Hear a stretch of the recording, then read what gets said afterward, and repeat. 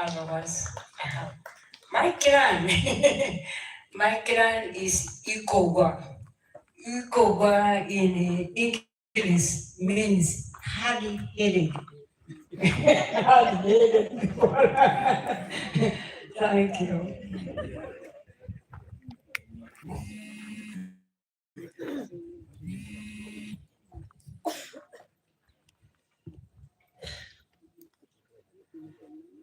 Good afternoon.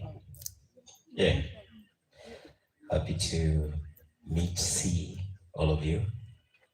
I would love to thank the family for organizing such a unifying event. And on top of that, it comes with a book.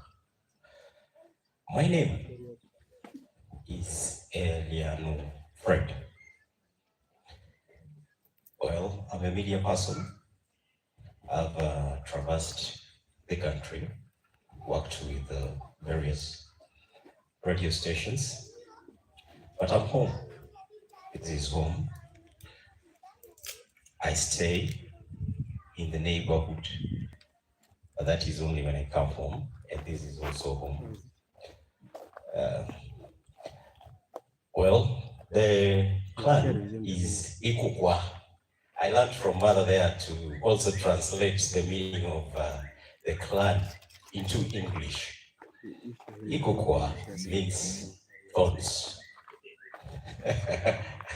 And my brother from Abib, well, I've been in Kotido, so I've passed your place. We also know there. I've worked with Echo FM in Kotido. So you have brothers who love you from wherever you come from. Thank you so much.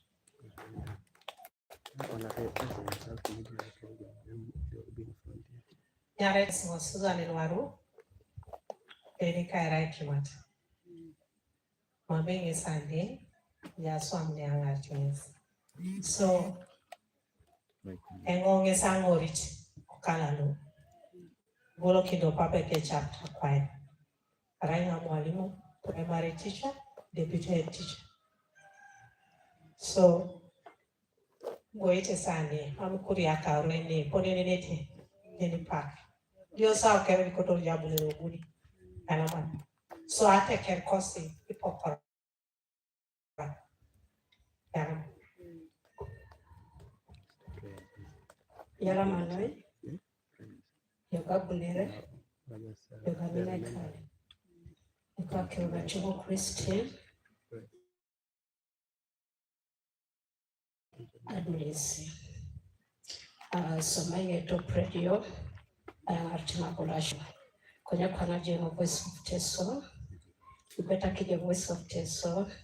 Isaniare Kiradakana to Nakan. Ipupuni de Caporocho.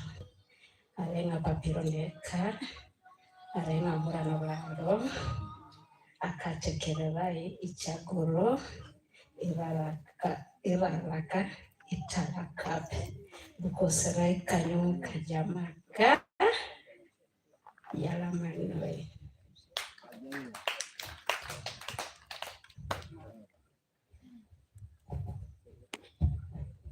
Yoga Kera Teke, Yalamani Pijo Mokere Ponto. Kakirore, Ajilo Mojeni Fa Ikuju. Ate kere na uriterengo, ikate kok, isengoria. Leja sikoli apopo. Aduko kinengo okale lo. Ejenjwe wongon. Ka second boni lo. Jonathan Ekoju. Konye jenetito nga ibarai ngai. Inachi na Paulo. Arenga na sit usoro hospital. Yalama.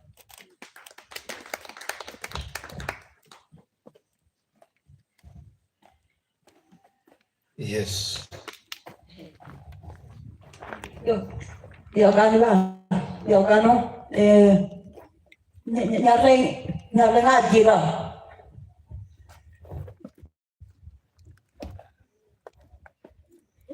ateker yokakerre yalama Ines ekakrora Malom Francis araingo eyamuna natange mwalimu eyamuto ngaisanaki ajaingone pape general chairman mikokora ikomolemu so spirit gesine yalama ngaisa pala kusupaka mame mo program nare mamlora kapake na ine rakini akateke oje yalama noi ainesi atekere na ipokora ikomolo Engulu na jayango embini papera depa osodi emina la supa atekere so jaw tunga esune keleta ulolio yalama noi angeta ketasi ejoko abuda ningo na lecture konye bola chebe na dis itimitos yalama noi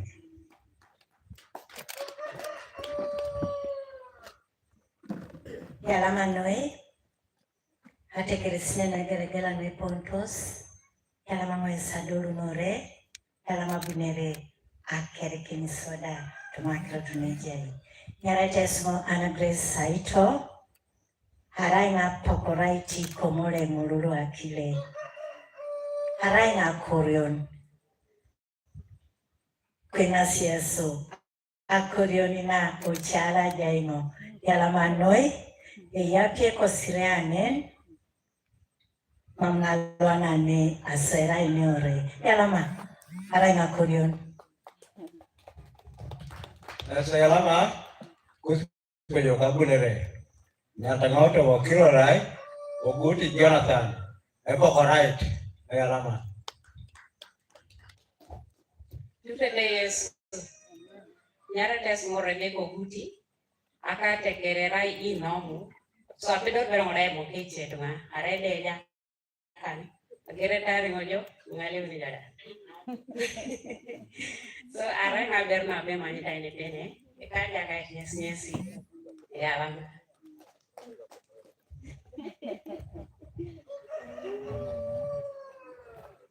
Yagal kere anga poyo anga dak mediakal me pajengulu daka na pokor anga dak cara nyagule lanya anga poyo bino gobe di kere lo kene anga angulo ya pokora tiro konya dole kene anga poyo ipokora kama apoyo Yalama ipejo pale kondo makosi engo aserime sauma apero para apokor ne pene kare lokolo ayam to mokile paro pade ne pene atekrekado na anga aserime sauma bukale ya pene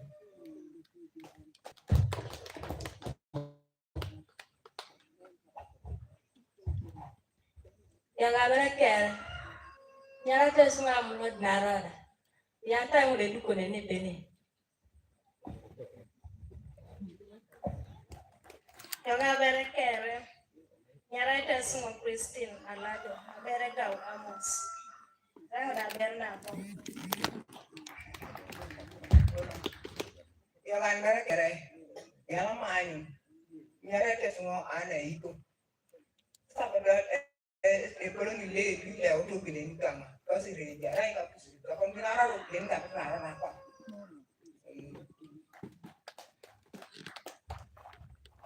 yangabara kere nyara tesunga kelo na gaskila ya Yakan kere nyara tesunga iba jengpa ako silaro na pana ngopongon ni ako ke pora na ngumba singi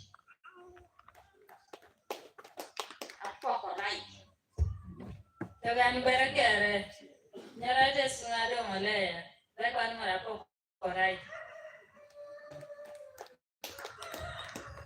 yangabara kere nyara tesunga tomokira ikiru hile saberi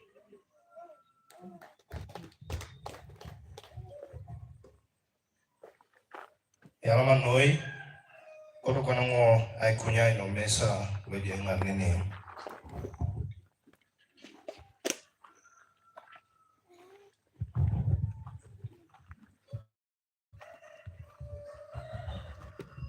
Eria, nyarate sengo sangadi akol Justin, eyangunan toma ajana ken toma dekis, somengo adekis na polono soroti jularete lira nisida kwenye yangune. Ajengo relo kwa bepaper, Toto, Rose, Bebe keda onachila tuan, Martin Nekochu. Renga papero realo, otoma atekereka, rengo erarakit, emiroit, kalaije kobukedea, malera. So, ichia esi lu mame genete, papa Paulo eromot, loda rai papero, are amurano reane, erona cheka, tutokea Paulo eromot, nepepe kedato toka, erasi anachan papedope tutoda depet. So tutoka ngisango rita papake Paulo eromot. So ajaye ngone kwape anyara untori toto Rose ka ekal neda je Rai Jonathan okoka libo itikeda ngo otogoka soma ngo keda papake o Soroti Regional Referral Hospital. So yalama noi yalama Yoga Kere. My name is Achola Juliet. I come from Soroti. I'm a midwife in Soroti Regional Referral Hospital. My clan is Jopabin from Engulu.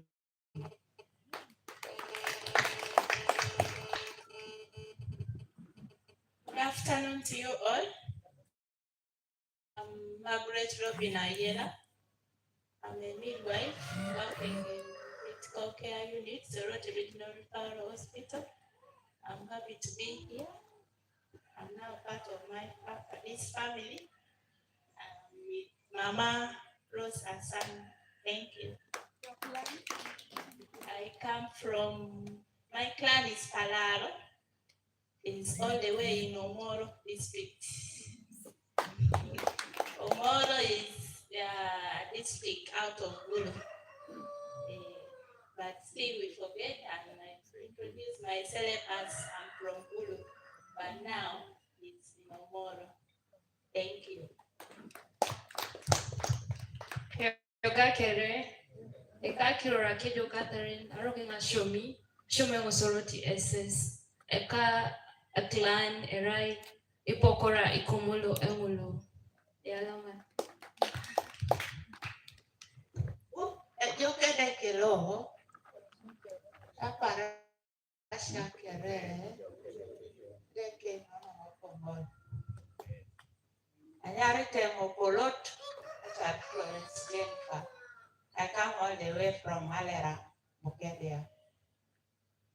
I happen to be here because of a friend, then I need to know. Sister Son was surprised to me. I said, that's they sent a mother with a card.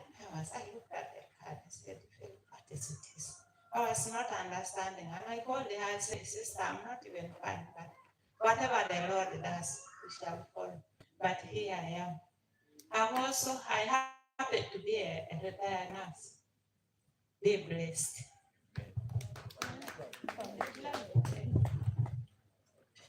Turtete Yesu.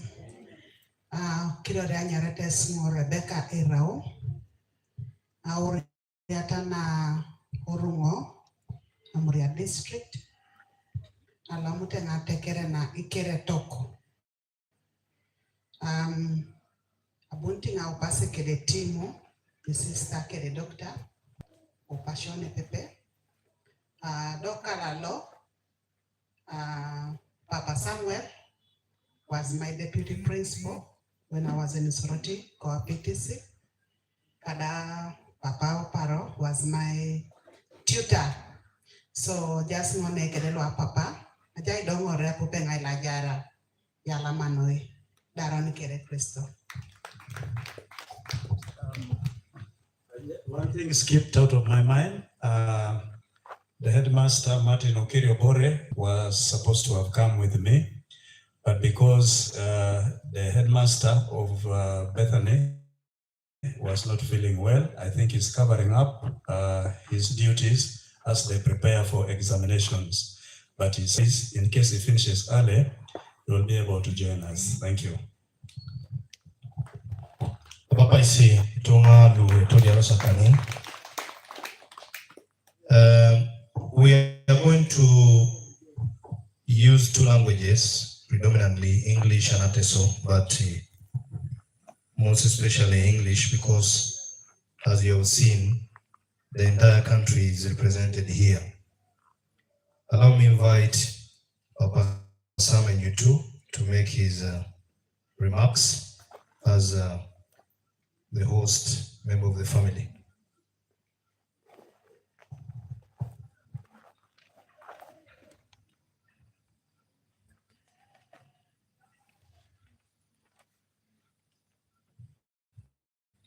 Alamanoi MC. All protocol we serve with due respect.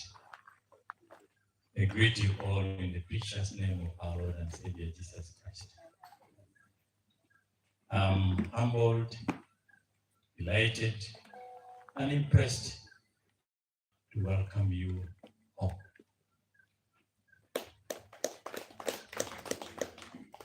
As a Buga family, we feel blessed and lucky to host you. We cannot thank you enough for accepting to attend this function. I'm Samuel Enyutu, the last born son of Papa Eria Paulo Engulu. The other one is the last born daughter, Susan. I'm the head of this family, retired principal of Sorority PTC, consultant on curriculum concerns, chairperson board of governance for Sorotesis, chairperson retired principals and deputy principals for the whole of Eastern region, synod member for the Diocese of Sorority Church of Uganda, diocesan head of laity, St. Peter's Cathedral head of laity. In short, like many have said, retired but retired. Our dear guests, this is a divine opportunity for us to conduct the first memorial lecture with you as the first witnesses. In Deuteronomy 13:1-2, it is stated that keep on loving one another as brothers and sisters. Do not forget to show hospitality to strangers. For by so doing, some people have shown hospitality to angels without knowing it. Truly, we have angels among us. The Almighty takes the glory and honor for His mysterious provision. The genesis of this memorial lecture was initiated by Icon Jonathan Koch and owned by Obuga family. It was launched on 28th December 2024 when we had mass memorial thanksgiving for our dear ones who had gone to be with the Lord.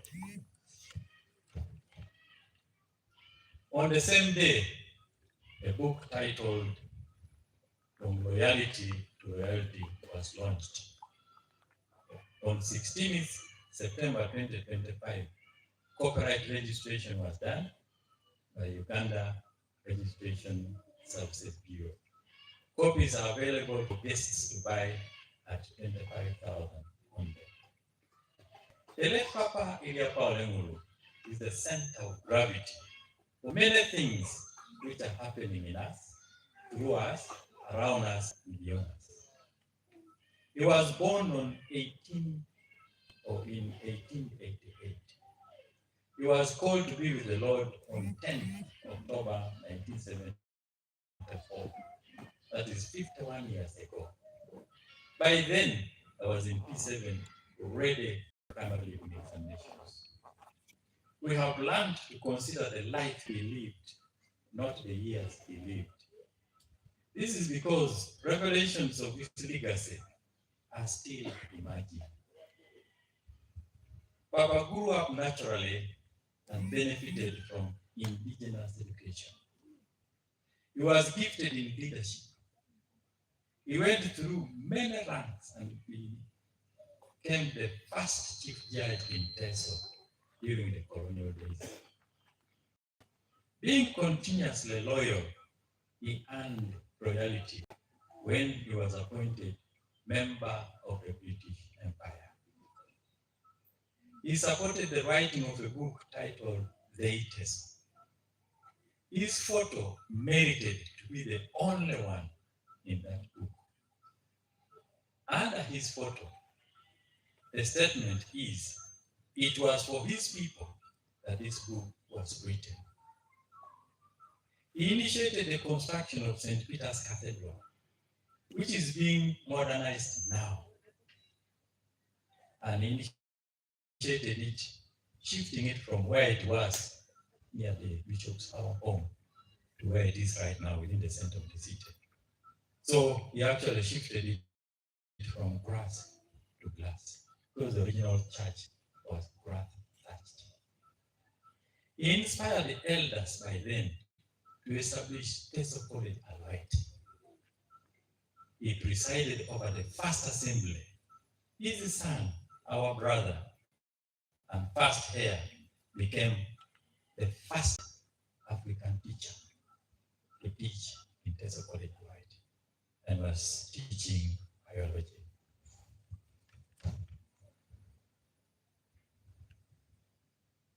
And that was Papa Jonathan Engulu, the coach. He demonstrated the genuine lifetime need for education for all.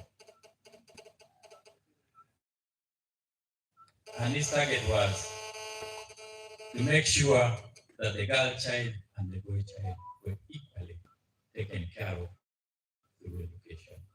We are living testimonies of this serious commitment through generations, because we are also working very hard to educate our own as well as the grandchildren. He laid the foundation stone for Madera School for the blind. And by then, most of the districts claimed that they did not have blind children. They thought it was an embarrassment. So it was the first school in the whole country to take care of the blind children. He embraced the planting of trees within all administrative structures and forms of leaders. If you visited most of the sub-counties in Teso, you will actually see the Engulu trees. His friend, General Engulu, spearheaded the planting of Engulu trees and making of roads with maram stones and blocks. All the Engulu trees you see here were planted by Engulu, that general then. I don't know how they managed to make blocks out of maram. But the roads which lived for many years, survived many years, had those stones there. The foundation of that structure, which we were seeing there, has got those blocks properly shaped. So I imagine there was hard labor those days. He owned the vehicle, which has caused the family to secure many more vehicles. It was driven by him and his mechanic only. Actually, when he fell sick, the vehicle was moving, but nobody could risk to sit in that vehicle to drive. Up to now, that dilapidated state, it's only grandchildren who keep on playing there. So I've left it there as an item for the museum. The name of the vehicle, the model actually was Bogwart from Germany. One time we had visitors from Germany here, and they were very excited. They wanted to buy it. We told them no, this one will be here forever. He left inheritance for the children of his children, as it is stated in Proverbs 13:22, that a good person leaves inheritance for the children of his children. He led a polygamous marriage with many mothers who nurtured us. They used to prepare meals in tons. So all of them were our mothers. The main house you see, that one there, was actually constructed in 1960. I was born in 1961. Has many rooms under one roof. This kind of setting demands situational leadership, administration, and management with specific principles. If you wanted to buy anything for your mother, you must buy for the rest of the mothers. If you bring one item, you take it back.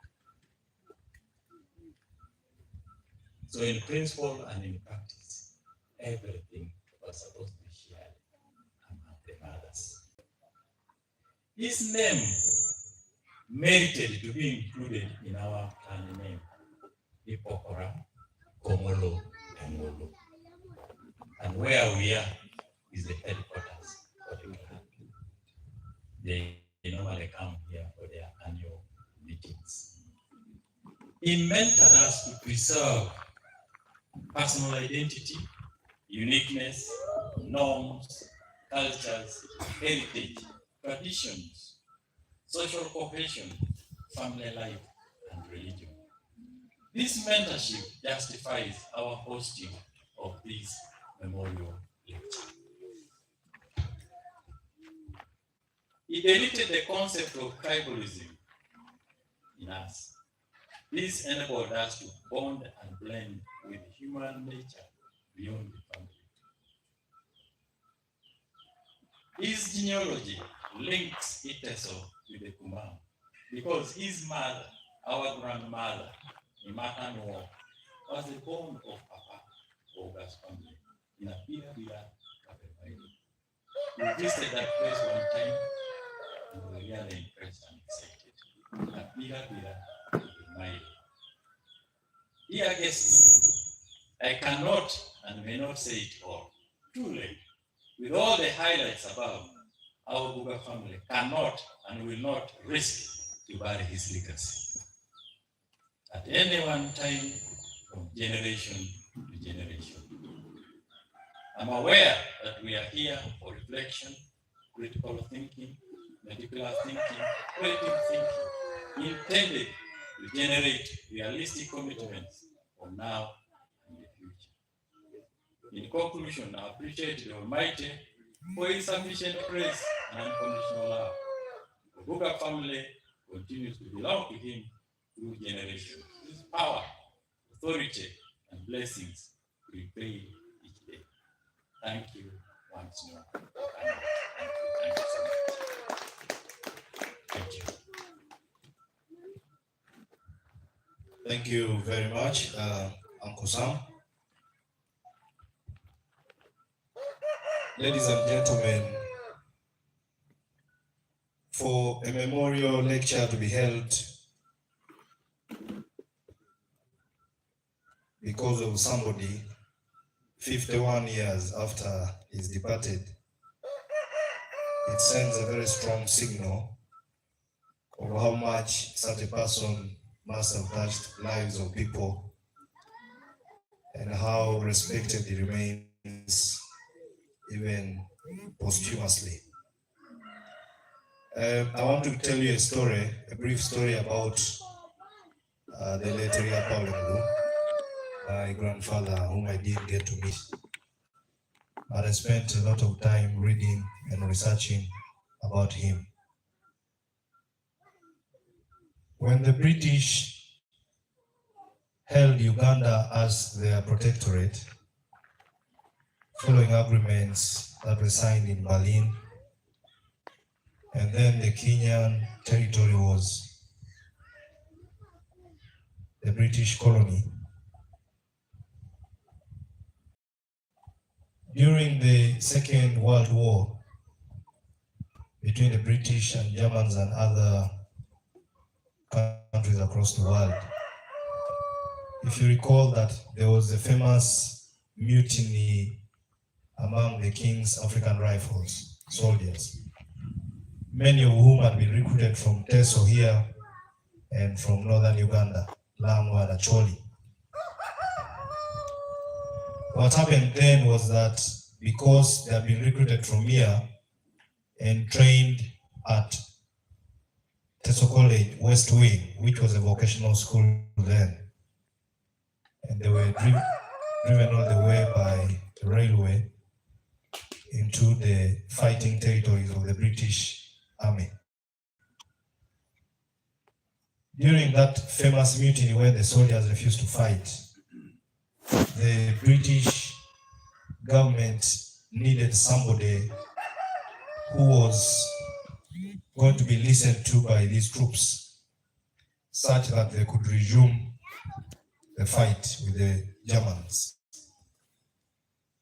Having done their entire survey, they narrowed down onto the great man Eria Paulo Engulu from Teso as the chief who would be able to talk to these people, young men, so that they could resume the fight. Information which is available is that when he went and indeed he listened to them, he only narrowed down on 3 very important things. Number one, he learned that these men had spent a lot of time without coming back home to Teso and Lamu and Acholi. And therefore, he recommended that they would be brought back home periodically such that they are able to attend to their families.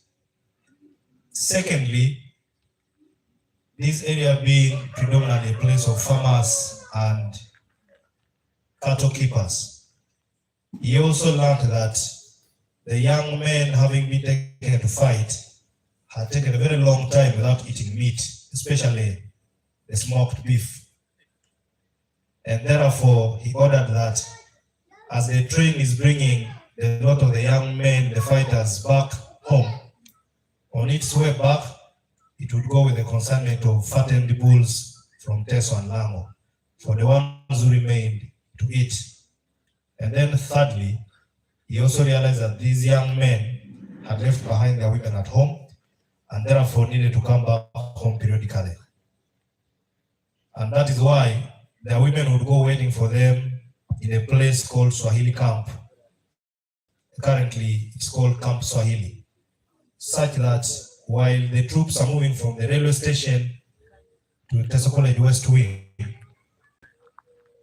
the sergeant majors then would blow a flute to alert their women who would go with food, fried granuts, and dried meat to go and meet their husbands in West Wing. When those 3 issues were resolved, the fighting resumed, and it was such a honor for the British government to have been able to go through that hurdle alongside the difficulties they had faced during the Second World War. Ladies and gentlemen, that did not only inform what had happened.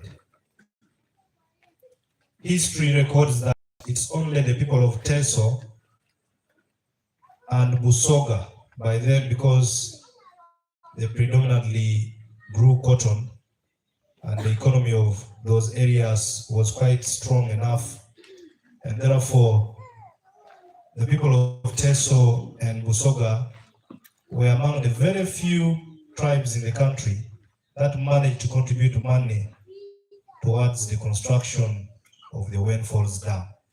So we as a people, having made those contributions to the British government to construct the Wen Falls Dam during their time, It's something that went into history, and that's why in 1954, when the Wen Falls Dam was being commissioned,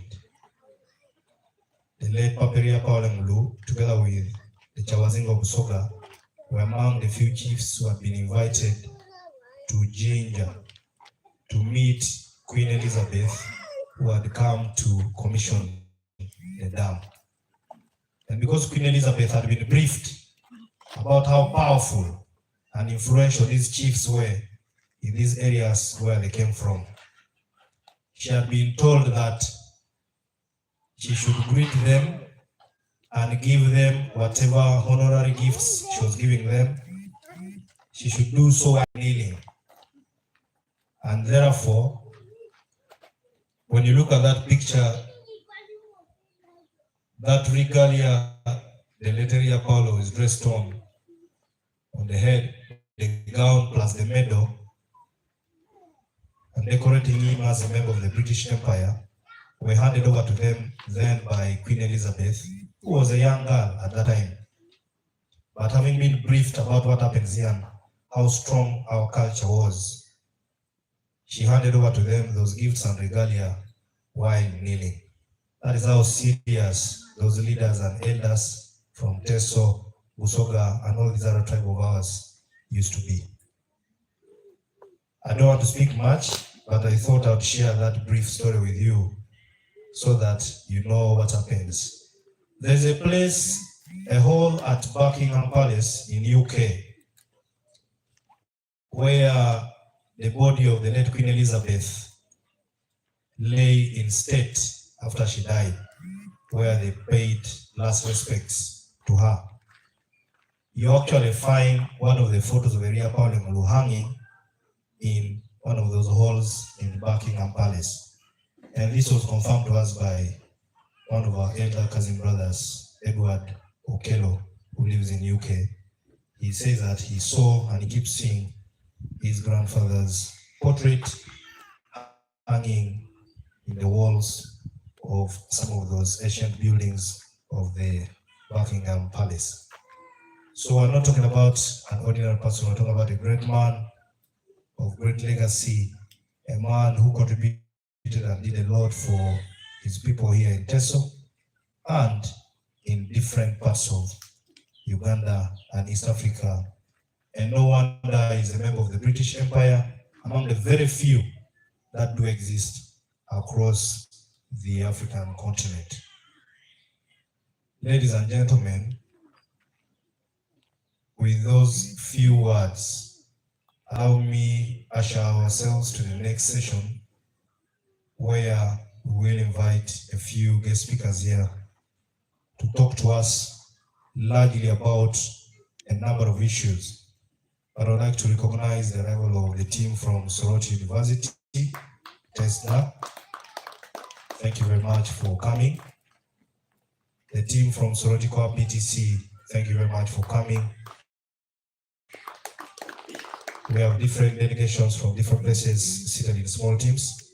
We want to appreciate you and thank you for coming.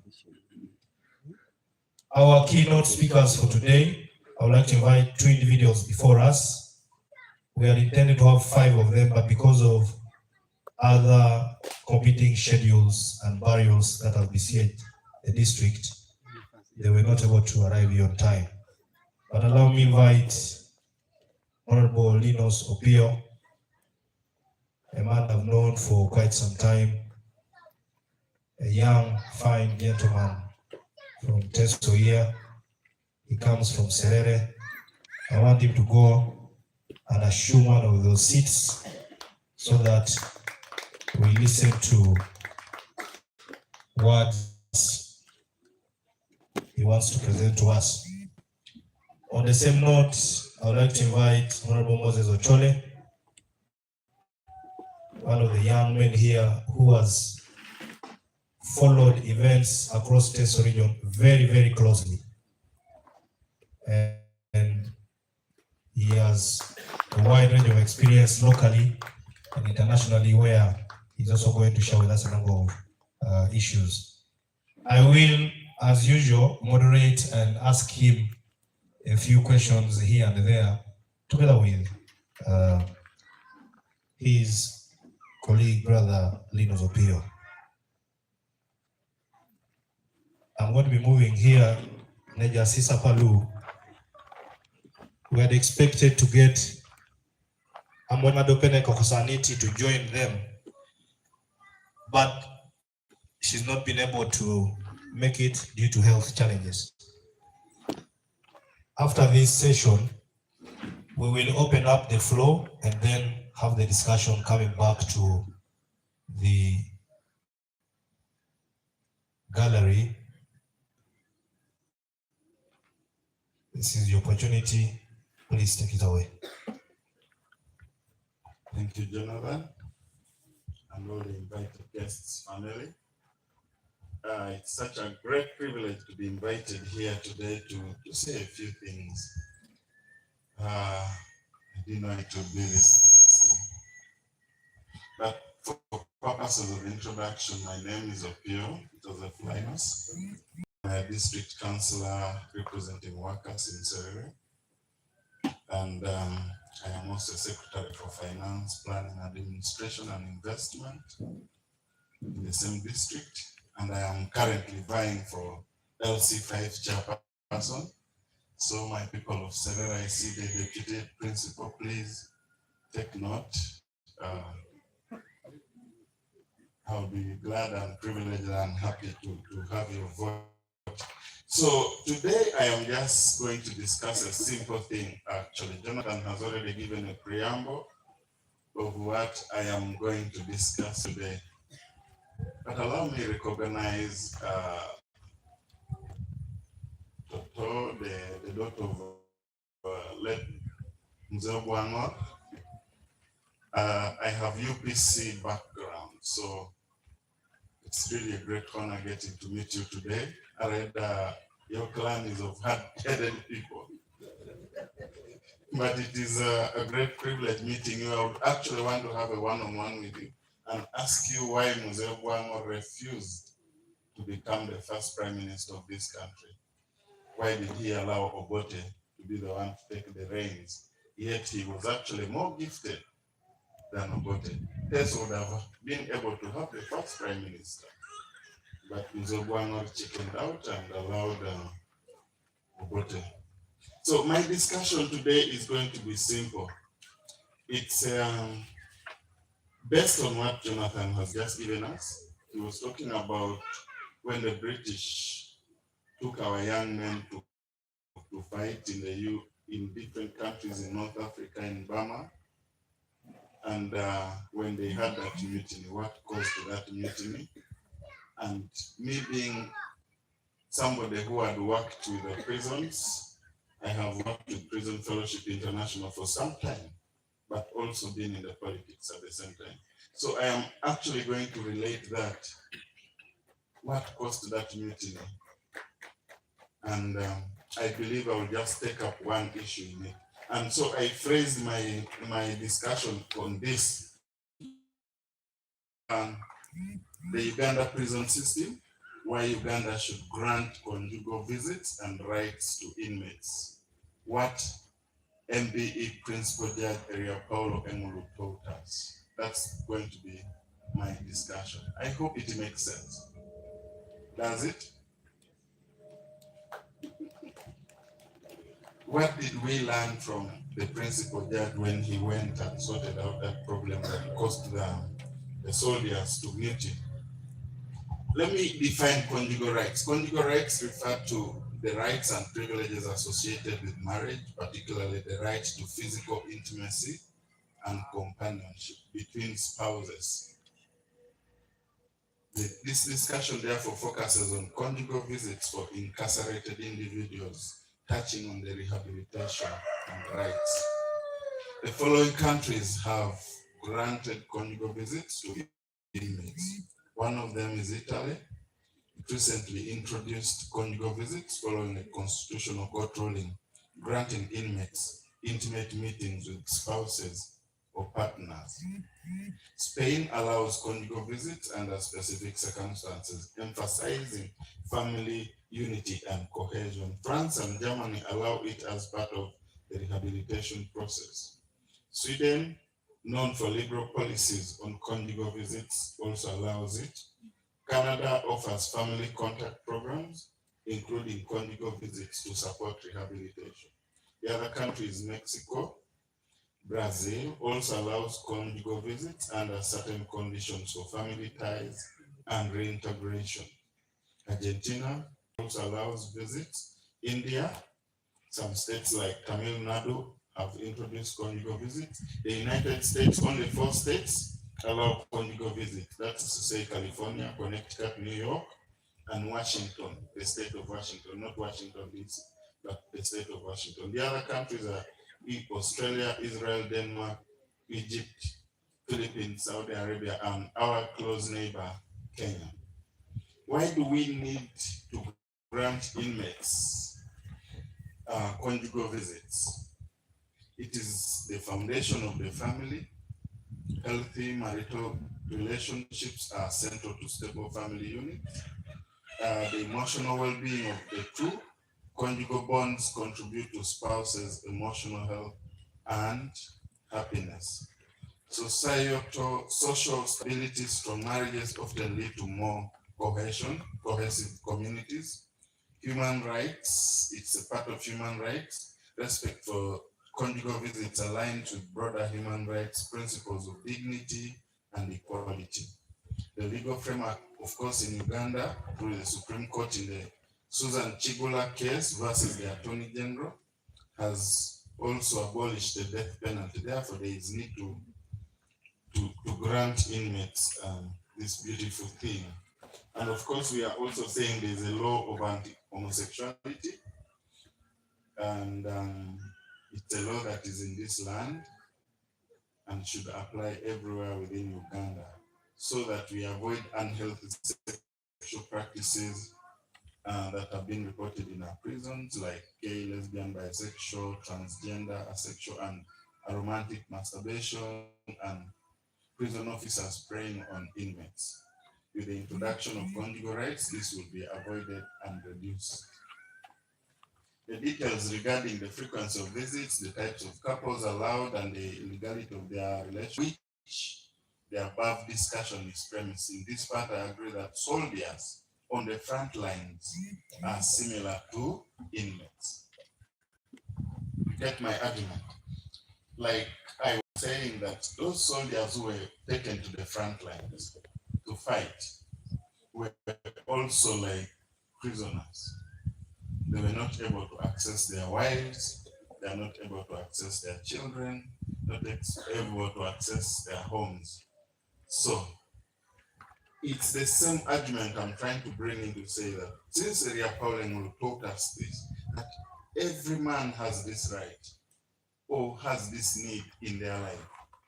So we should import that knowledge that he gave us, and we say Uganda prison system should allow inmates to be visited by their wives. Those that are legally married should have their wives visit them, their children visit them while they're in prison, and we should set a time for them to have intimacy with their wives. Because now, if you've jailed somebody and he is not able to have access to his family, and to now, who is going to be married to this woman?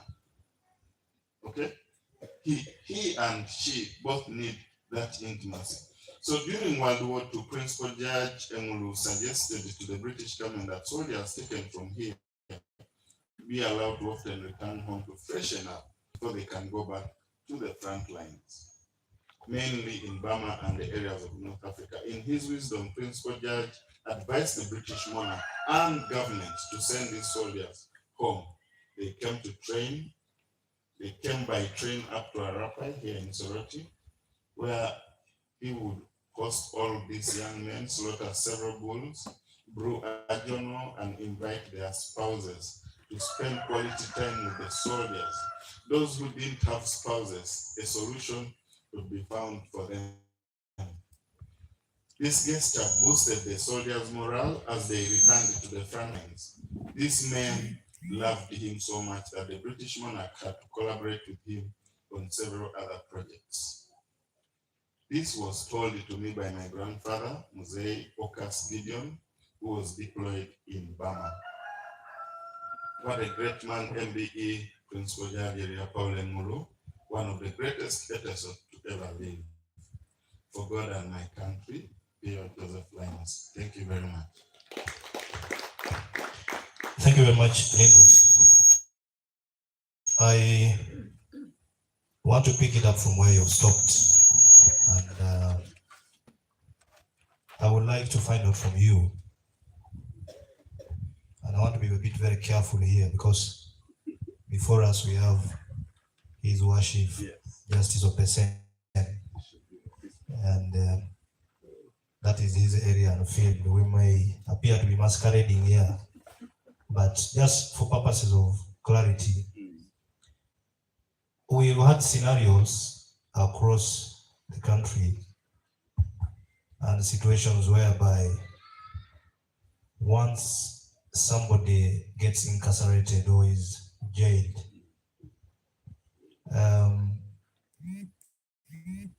even family members do not want to associate with such a person. And then two, of course, cognizant of the jurisprudence set by Eria Parliament as chief judge then,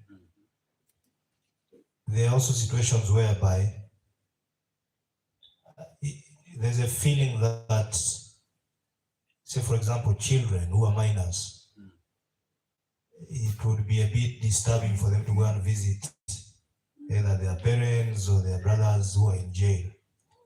How do you think this can be domesticated, basing on what the current law is, and then issues to do with how the native courts used to address these issues versus the British common law?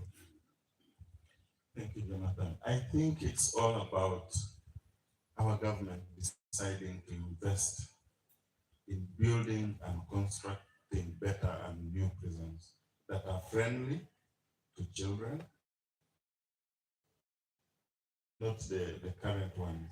But also, if this wish is granted, I am sure the prison authorities will be forced to construct a wing which is more friendly, not the current one that you enter through so many gates. I'm sure the children will be taken this other side. And if it is intimate, of course, the prison authorities will not allow you to leave the prison premises to go home. No, they would have to construct something feasible within the prison authorities. And I think that's what the example would learn from Sweden. Sweden has built ultra-modern prisons. The current prisons that we have are very, very old. They were built by the British. Actually, when you go to Luzira Condemn, I think it was 1946 that it was constructed. And even the carrying capacity of that prison alone is not enough to handle the number of inmates that are currently there.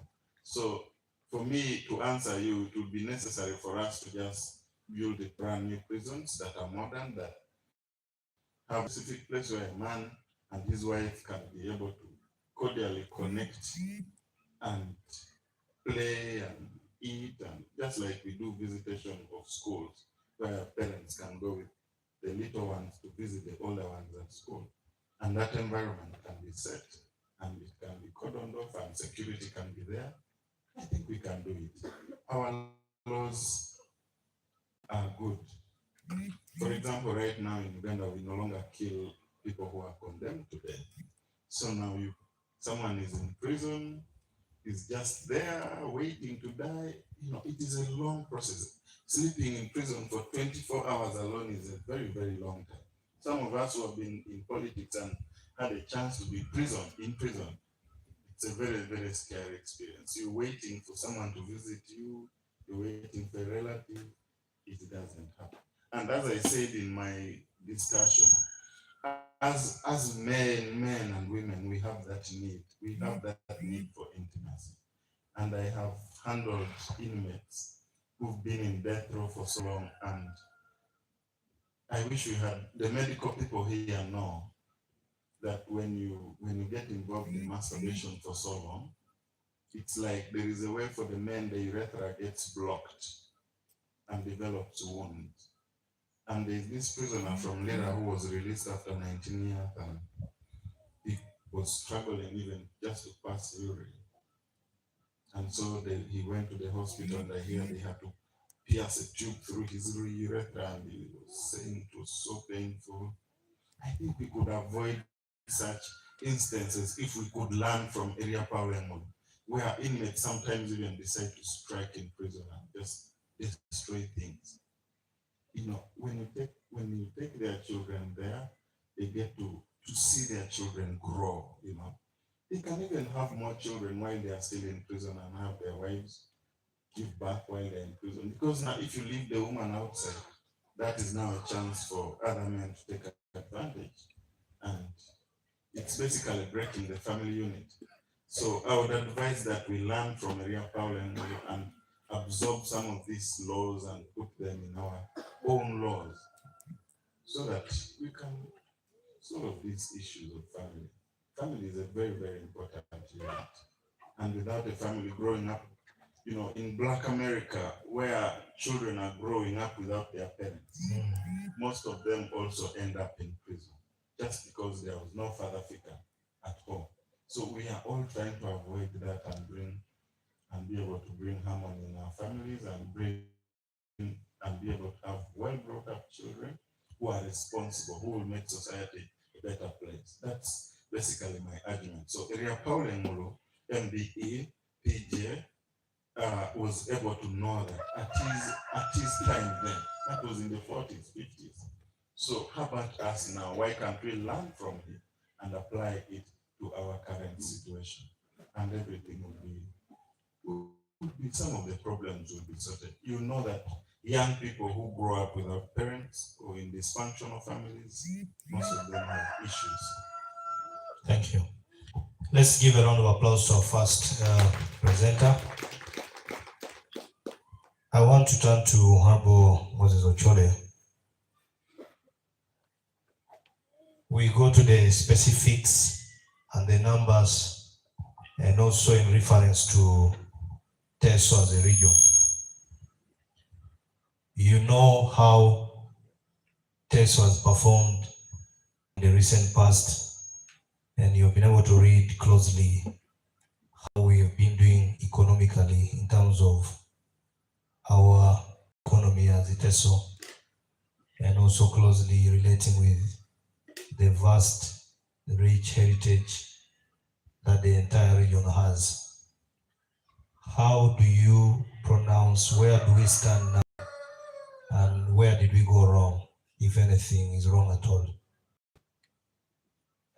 We will say good afternoon once again. My name is Moses Ochole, the District Councillor 5, representing the people from Zamburia.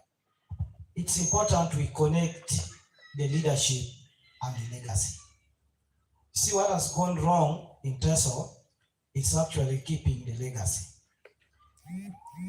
When you look at Eria Paulo Engulu and his team, they were very committed.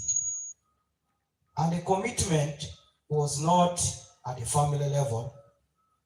I mean, it was not at the clan level. It was at the community-based level. Many of you may know the challenges the region, is facing. Education has declined, the poverty rate, which you can't blame, the retired and required. They have played their part, that's why they're required. Today, average leader of between 100 to 200 cows. That is a member of parliament, well fenced, well maintained, with additional support like the goats, like the piggery and the poultry. It is also very clear that after Uganda was declared a British protectorate, 15 years down the road, according to the British records, all chiefs were required to acquire land was 25 kilometers as a chief. It's also on record, the CJ declined. I am talking about the legacy. How many of our leaders at my level also can decline, a kickback from a cow at the district level? Today, what has gone wrong in Teso is actually, I would say, competition for wells. The leadership, doesn't regard the legacy at all. The legacy today is built within what will remain generating income when you pass on. Based on what history tells us, Engulu would have sold every part of Teso.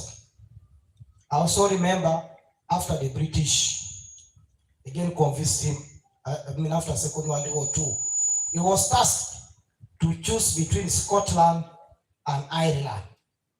He declined such an offer and he said, I still have a lot for my people. Most of you know, I would say Kissinger, American, I would say foreign policy expert, in 1975, requested a secret meeting within the PPS. I would say the son of the late. He also declined.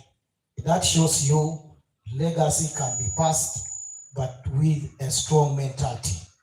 Many of you, the aspiring young people, especially from Israeli University, you need to do a lot of research regarding Teso. I can tell you about the coffee agreement and the cotton. He was the one who represented the Teso province and asked the British that, I would say these are all products of the same value. You need that, you need coffee. So the price was leveled of coffee and cotton.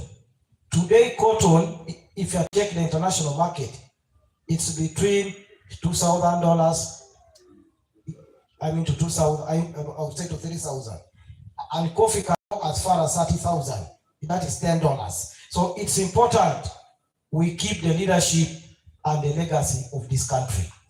The most important thing today, the CJ had agenda for Teso. He was not a professor. He was not a senior government ranking official. He was a chief with a large heart. What do we lack in Teso today? Maybe we have been declared paternal and grant to have a judge. He will explain why accessing even the leadership is impossible. Discussing success of Teso, it is almost impossible. Retired and required, if you compare yourselves with those who come from Western Uganda, I think somewhere the other people have the favor. Why? Working together.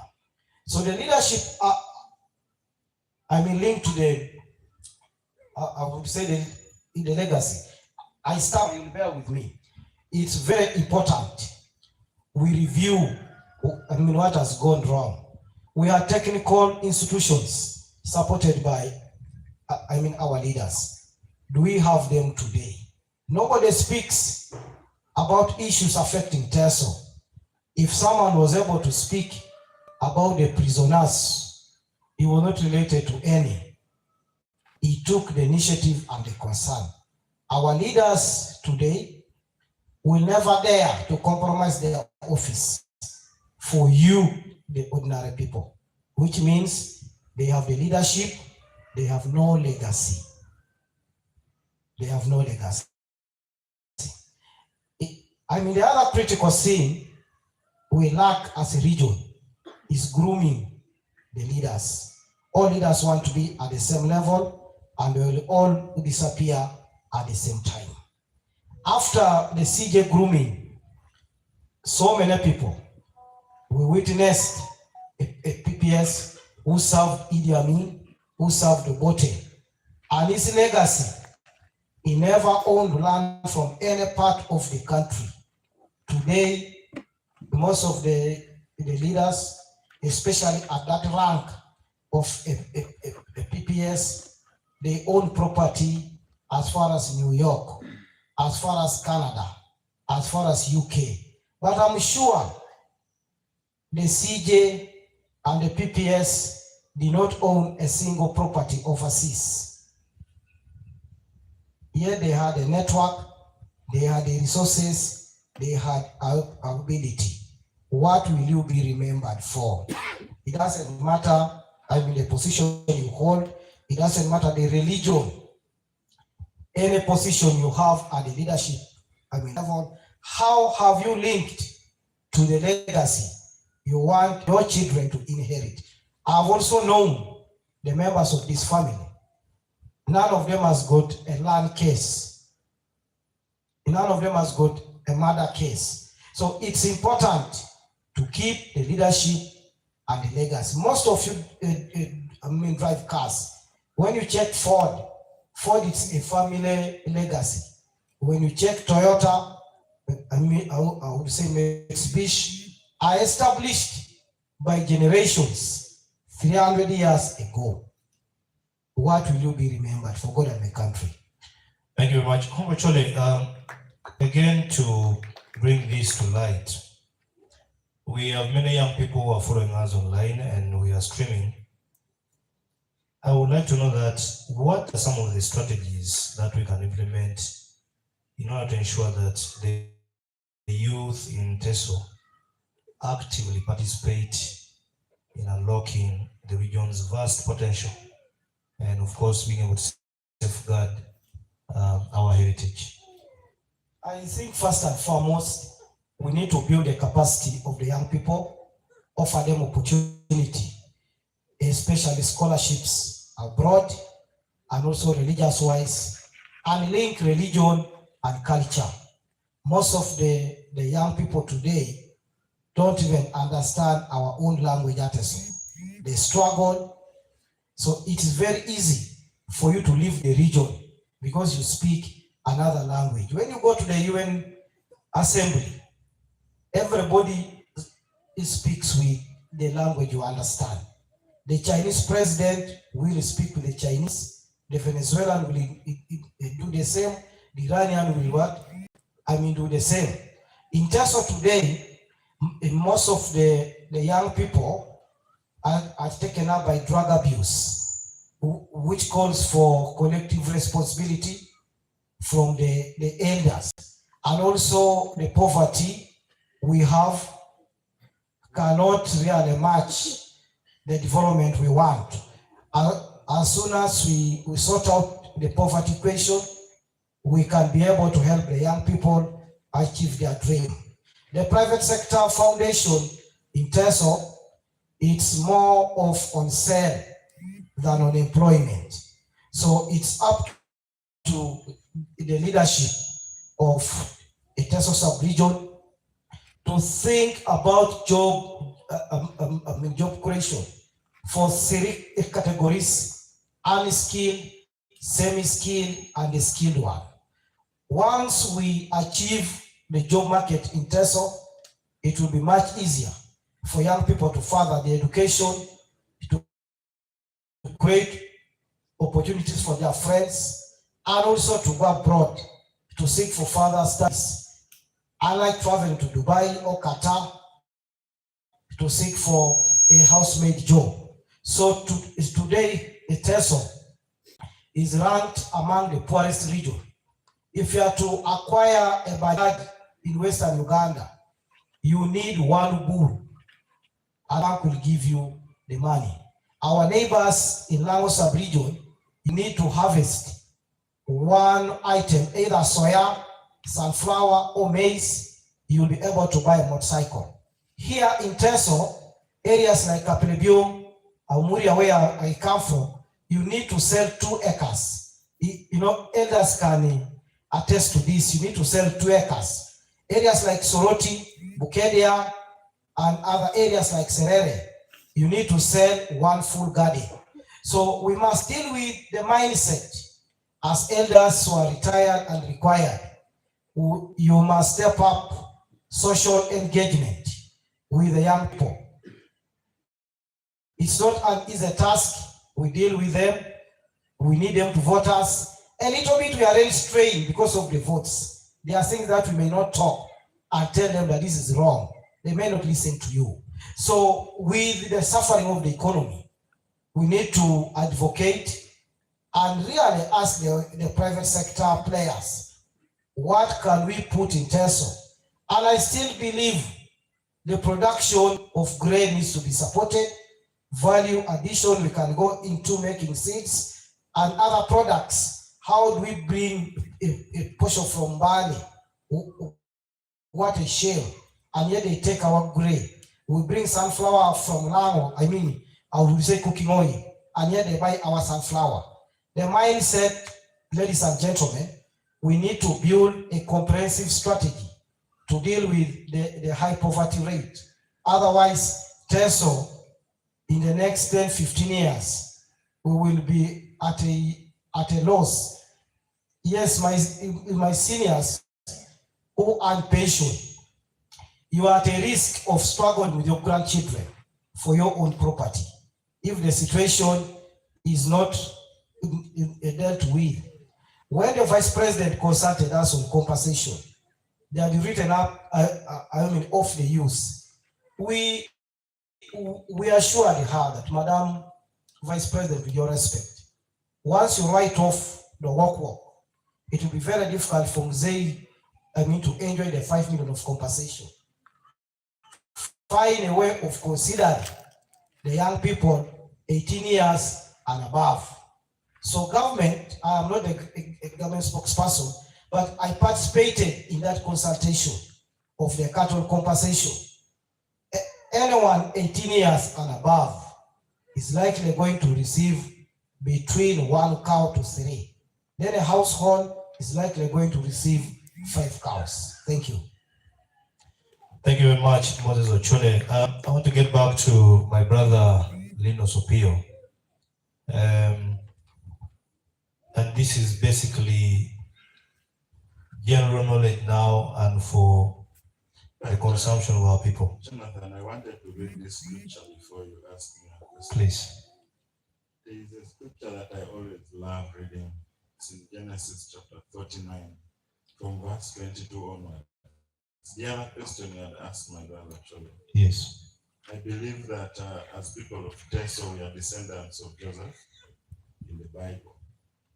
So this scripture is basically Jacob blessing his children.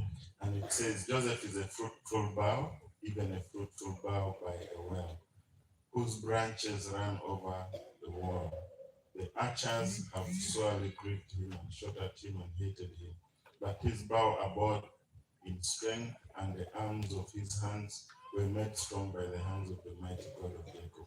From thence is the shepherd, the stone of Israel, even by the God of thy father, who shall help thee, and by the Almighty, who shall bless thee with blessings of heaven above, blessings of the deep that lie under, blessings of the breast and of the womb.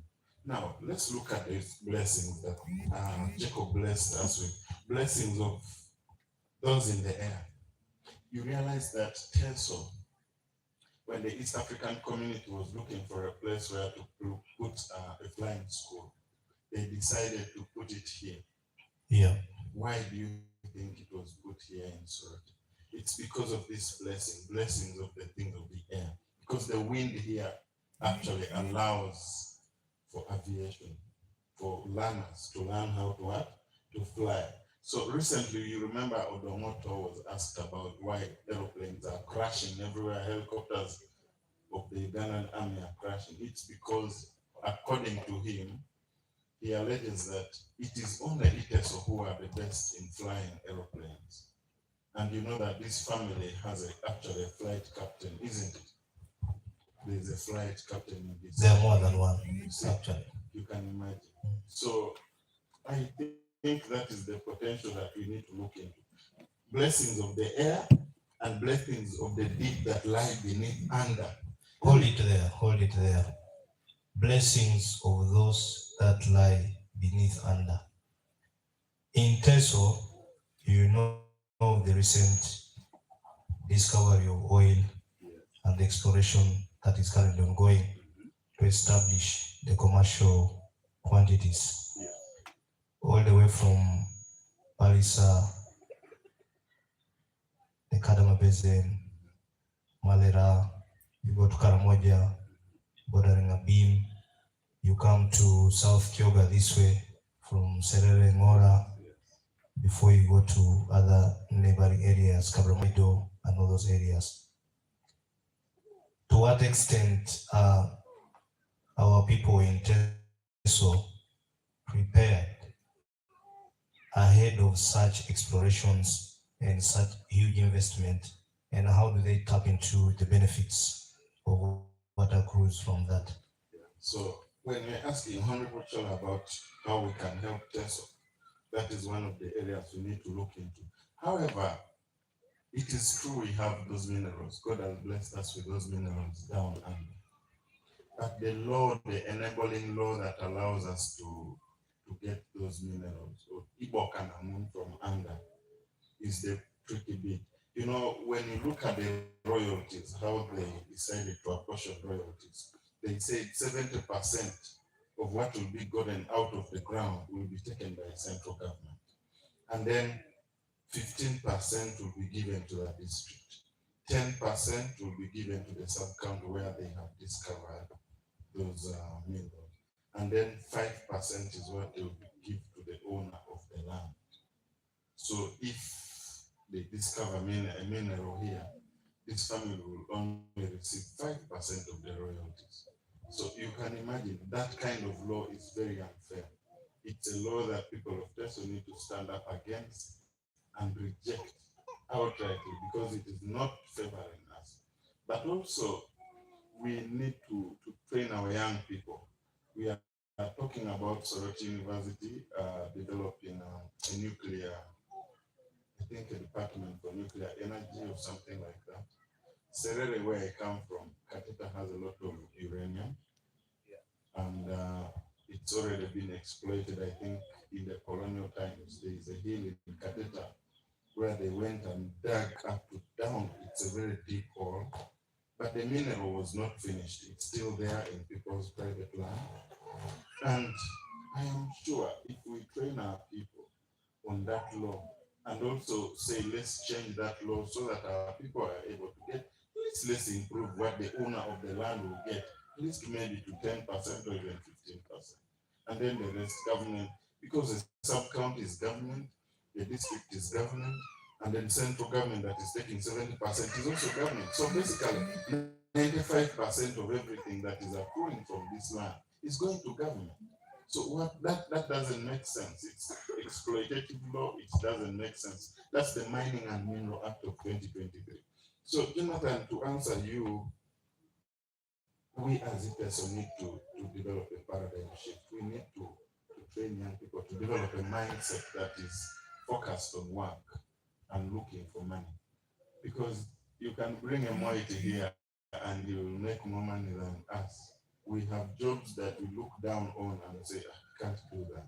We are only trained, I think, by the British to sit in offices with white-collar jobs, and that's where we end. We are free to go and work as an askari, but to make chapati on the road is a problem for us. So maybe we'll begin with the mindset. But those minerals, if we get a government that really cares, they will first begin by changing that law, so that when they begin to explore these minerals, the owners of the land, whom God blessed in this scripture, will be able to benefit from this and be blessed by this mineral. Thank you very much, Nino Sopio. Moses, your last words as we wind up. I mean, my last remarks is gathering. Be proud of where you come from. It's number one. If you're Laborian, like my brother, be very proud of being people. The only thing remaining in Teso, I would say education. And the young people at school, take the chance, utilize the opportunity. As society, the people who live in Teso, who stay in Teso, We are just like headless chicken. We have no plan. For the next 50 years, 30 years, a public document agreed that we shall do A, B, C, D for this region. We have no plan. So the young people today, those below 40 years, we need to work around and actually discuss. You can't separate leadership and people's problems. Once you have poor leadership in the region, the problems accumulate, and the problems cannot be resolved by the leaders. The people must resolve the problem by putting correct leaders into those positions. Otherwise, right from the Guinea president, whom are you going to elect from Soroti University, from KIU, from UCC? Do you need a son to lead you? Do you need a corrupt one to lead you? It is up to us to change TESO. Nobody will change TESO. So as I wind up this discussion, we can discuss with other stakeholders to ensure that at least we achieve one or two things. That is, fighting poverty. As a region, each time UBOS releases a report, our position is known. I would say our neighbors in Karamoja today supply us with the sorghum. That is how lazy we have become as a Tekere. Every year, wait next year, our number is either number 2, second last. Yes, second to Karamoja. What has gone wrong in TESO? Today, go to the region, all the tailors are our neighbors, the Langis. You check the produce, they are there. Vegetables, all the Sabines and the Bagisu are here. For us, we are bosses. And yet our money is developing other regions. We can utilize the swamps. Students who go to Bustema, we have the largest enrollment there, but the results are not seen. When you go to Tesla Rapai, we have more than 600 students, the largest association. But what is the impact? The reason of you going to school, quoted by Nelson Mandela, is to be the change the society wants. We have failed to be the change you want. Including us leaders, we have let you down in the most critical situation for God and my country. Thank you.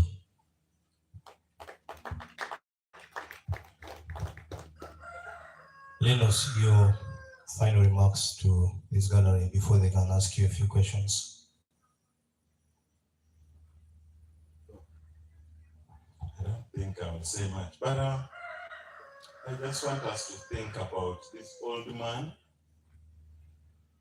the kind of wisdom and knowledge that he had, and what we can learn from him and put in practice. Just look at his compound and the home and you see this was a great man.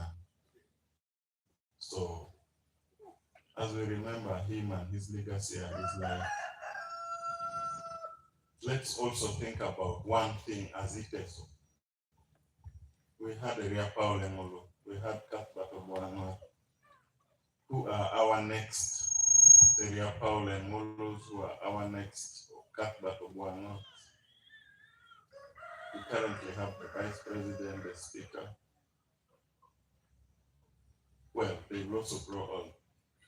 The next generation, let's always think about the next generation. Whatever you do, when you're planning to sell that land, think about the next generation. In whatever you're doing, think about the next generation. Think about your children, your great-grandchildren, and the kind of persons that they will be in society. So that's why today we are remembering Eria Paulo Engulu, a distinct man, whom even the British decided to give that title of MBE, or adopted him to be a member of the British Empire because he was brought up well. So one of the things that I think he did, or his parents did, was to take him to school. So whatever you do, take your child to school. Don't just let your child be like that. Let's educate our children. If it means hustling so hard, let's take them to school. So we are able to compete with the rest of the country. Let me tell you, very soon some jobs will not be accessible to eaters because the other people are sending their children to school. They have the resources. I saw a photograph of young people who were sent to Algeria to learn about oil and mining. And the names were all the same from Western Uganda. How about us? Let's also try so hard so that we are able to take our kids to school and they compete with the rest of the country. Thank you. Thank you very much. Let's give our panelists a round of applause. I want to move to the gallery. There may be those who want to give a comment or ask a question, such that we can continue with this engagement. We have somebody here. Thank you very much, One MC. I want to thank our facilitators, and I would like to thank the gathering. But I think I will begin from the last comment. The last facilitator made about jobs. It is true. So very soon we will have no jobs. Well, it is true we are struggling to send our children to university. But you can see the atmosphere even which is going on now. The teachers, the arts teachers, are struggling to find their level in terms of pay. I worked with the Minister of Energy and Mineral Development, and as he rightly pointed out, there are other areas in Uganda, because they have the resources, they're already sending their children for the kind of courses. When they come back, we'll have jobs automatically. And that's the challenge we have as a region. I see even through ECHU, they're saying they have won, they are beginning on scholarships. But I think let's be serious about even these scholarships and target at courses that matter. In the next few years, you said how many years? The next few years. In the next how many years, there will be no jobs for people in Teso. It is true for our children in Teso. It is true. These guys are going for courses, very rare courses, petroleum courses. I worked with the Minister of Energy and Mineral Development. Actually, I was in Amber House for 10 years. It is so critical. And I get back to what Mr. Chole talked about, leadership and legacy. I think that's where we have a problem in Teso. Our current leaders, some of them have lost faith. There is so much greed about wealth accumulation. True, you may put up a project here and there, but how many people will be employed in that project? So leaders have lost legacy. They have the leadership, but the legacy is not there. It is not there. I don't belong to any political party, but having worked in government, my principle is about leadership, fairness, and seriousness. It is true.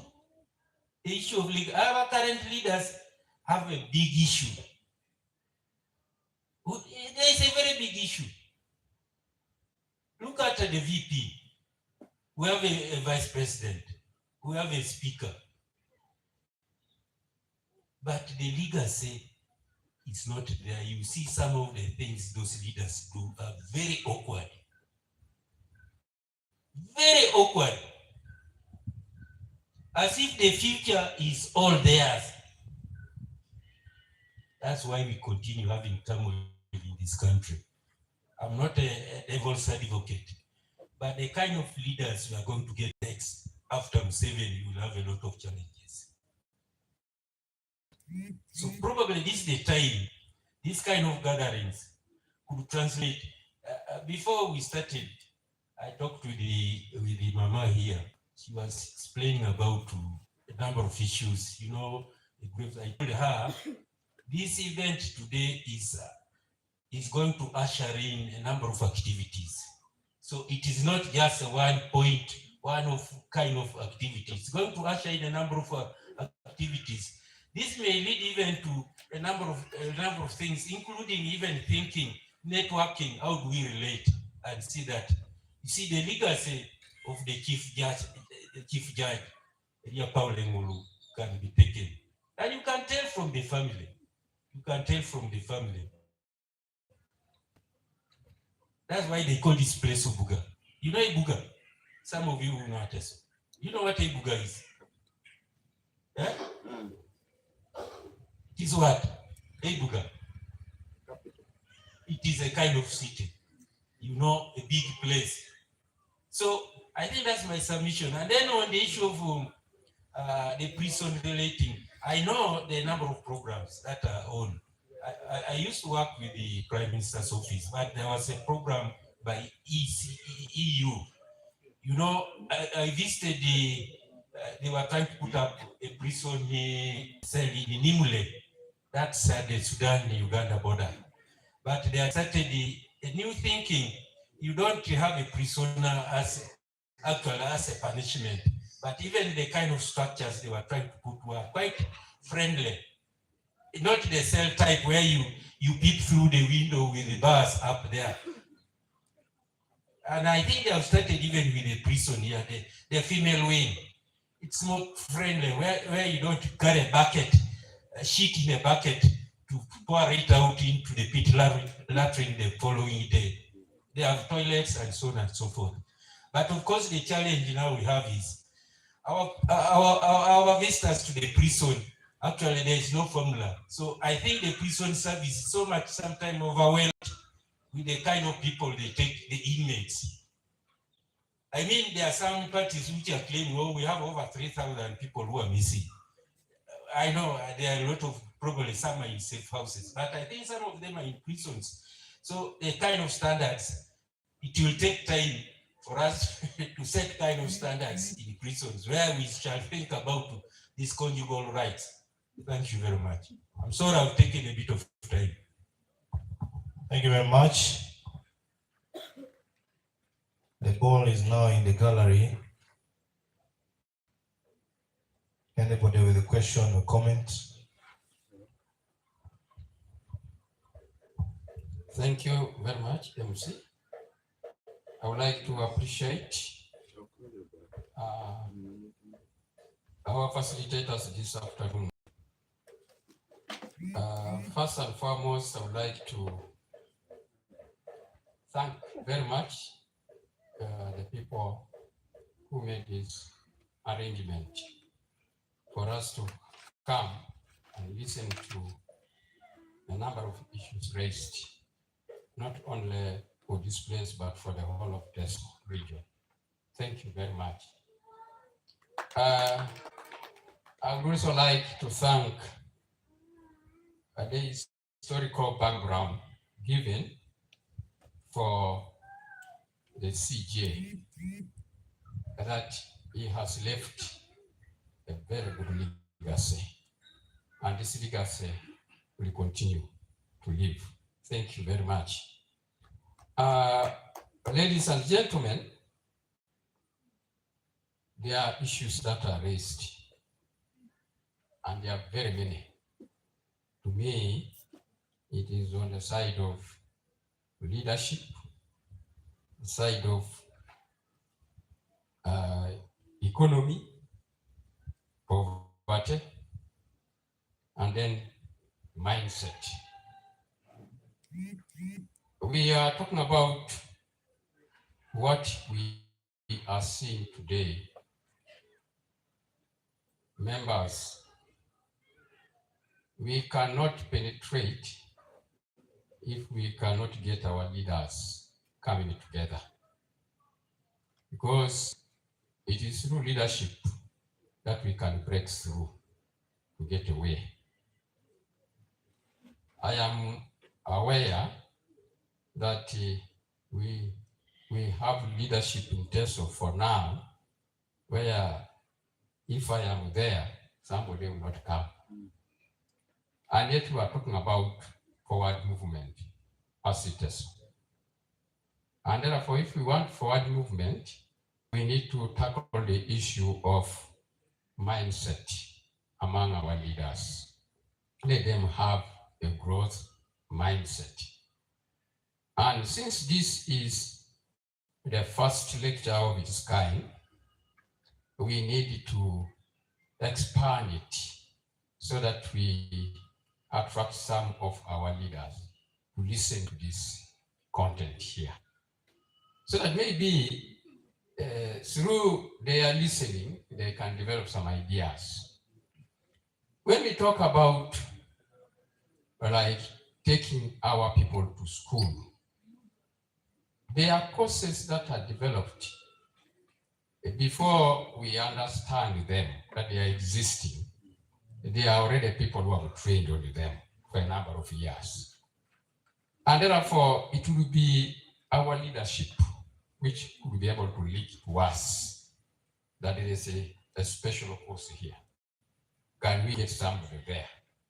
And they fight hard to make sure we help the people who qualify to go for such a course to do it. So that when we talk of petroleum courses outside or inside the country, our people also should be able to get the opportunity. When we look at the train of issues, I am very happy for each, at least Papa Monmor has initiated some idea that I would say, if our leaders could support him, push that idea, it would be a very good idea. Like he was requesting the president to give us 5 places every intake in primary school. It will be a good idea for us to have our qualifying students or children to go and get that opportunity. And when they go there, they should be able to open up, to pick other people, to support other people. So in one way, I would like to suggest that Linus is a politician, and I think even Honorable Richard is a politician.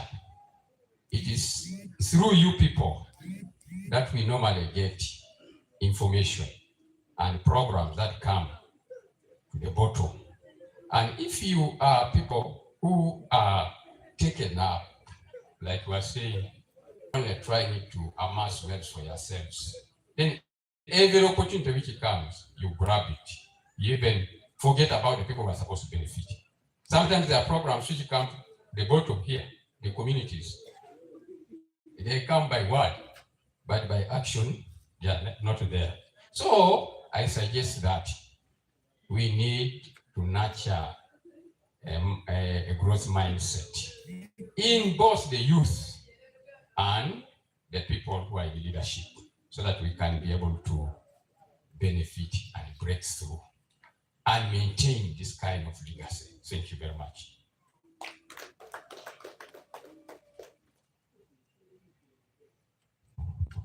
Thank you very much. We have another hand here. I think let's take from a lady.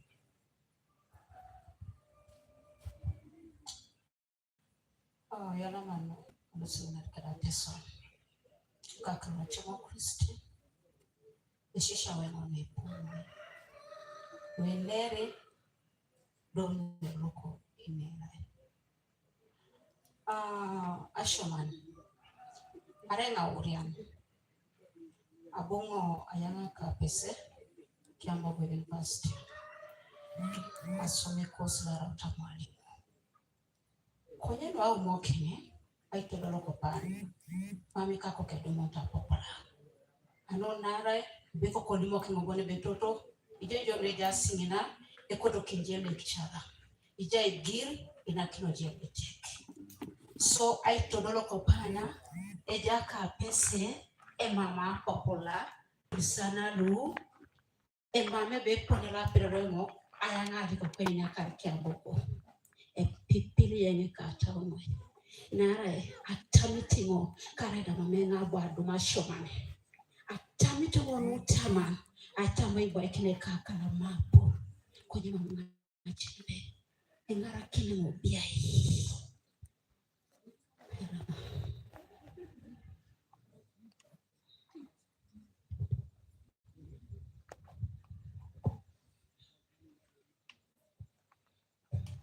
Thank you so much, Jojo.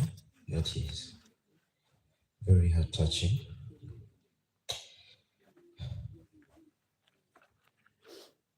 Well, our speakers of the day, I appreciate you so much for handling issues of concern in the community. And as you said, even things that do not necessarily attach to you directly, that is creating legacy. If it is in the community, then we should talk about it, have discourse left and right, discussions, so that we are able to handle challenges in the community. To those who are going to school, as our speakers of the day said, please, we keep encouraging you amidst the challenges that our teachers are going through. That is the salary increase, but we still encourage our students by telling them, please prep. It is very serious. This is the most crucial time that you should take your prep seriously than ever before. This is the moment that we should all go to war as those who are going to face the exams. Well, I appreciate the book. I started from the last pages. I can see the MBA, the appreciation by the Queen herself. You'll see it there. But then in the writings of the book, on the last page, this is what I appreciated most. That is page 82. If you can turn to page 82. It says, this is to you, Toto. Thank you so much for bringing this up. It says, avoid things which discredit, insult, bend, or put a shadow on the grace and will of God. I think education is also a will of God, because when Jesus Christ was on the mountain, he faced temptation. And when he was told to turn stone into bread, he said, man does not live by bread alone, but by every word. Now here, this is where education comes in. With knowledge, you're able to overcome. And this is education. We need education. I appreciate you so much. This is a masterpiece, and I would advise everyone to get a copy. Thank you so much.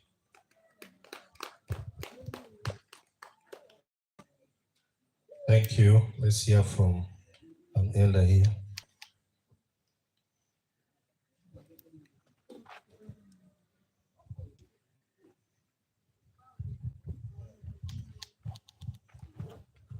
Yala mbele kere Eria ni. Unyari mtu bera ngako bala ngeta tuku tai. Imana nera sili boita ni nera kilo ni ile kasi. Ekalelo ajeri no amke ponila jari papa. Isa tu pati tu ngakere. Yo kalalo kide ara dunia tada. Inape eneri inyo. Aku karena nera kaki harus neri meneka tahu. Cuma tu kalau mau sekasunya. Konya para siang nasional primary. Atau CS Dutch. Mereka gue tahu emuogo inomera usi. Kira so smart. Muna inaraba bendi mati no bora mnerene. E koto no neka tahu ujani no mati no bori. Dose neri no kosi. Ngali mbera mwanani. E ponani te tona na tone uniform. Ijaibe uniform. Konye ponani na pere. Agi beronani. Adobe paki. Baka masotaka. Eti esomero. Sweta yangu idoya dekisi. Bade kasi mekotai. Dodo lubera bichiro mede kasi. Pake mama akwenye ngejoka depa. Bonga kadak.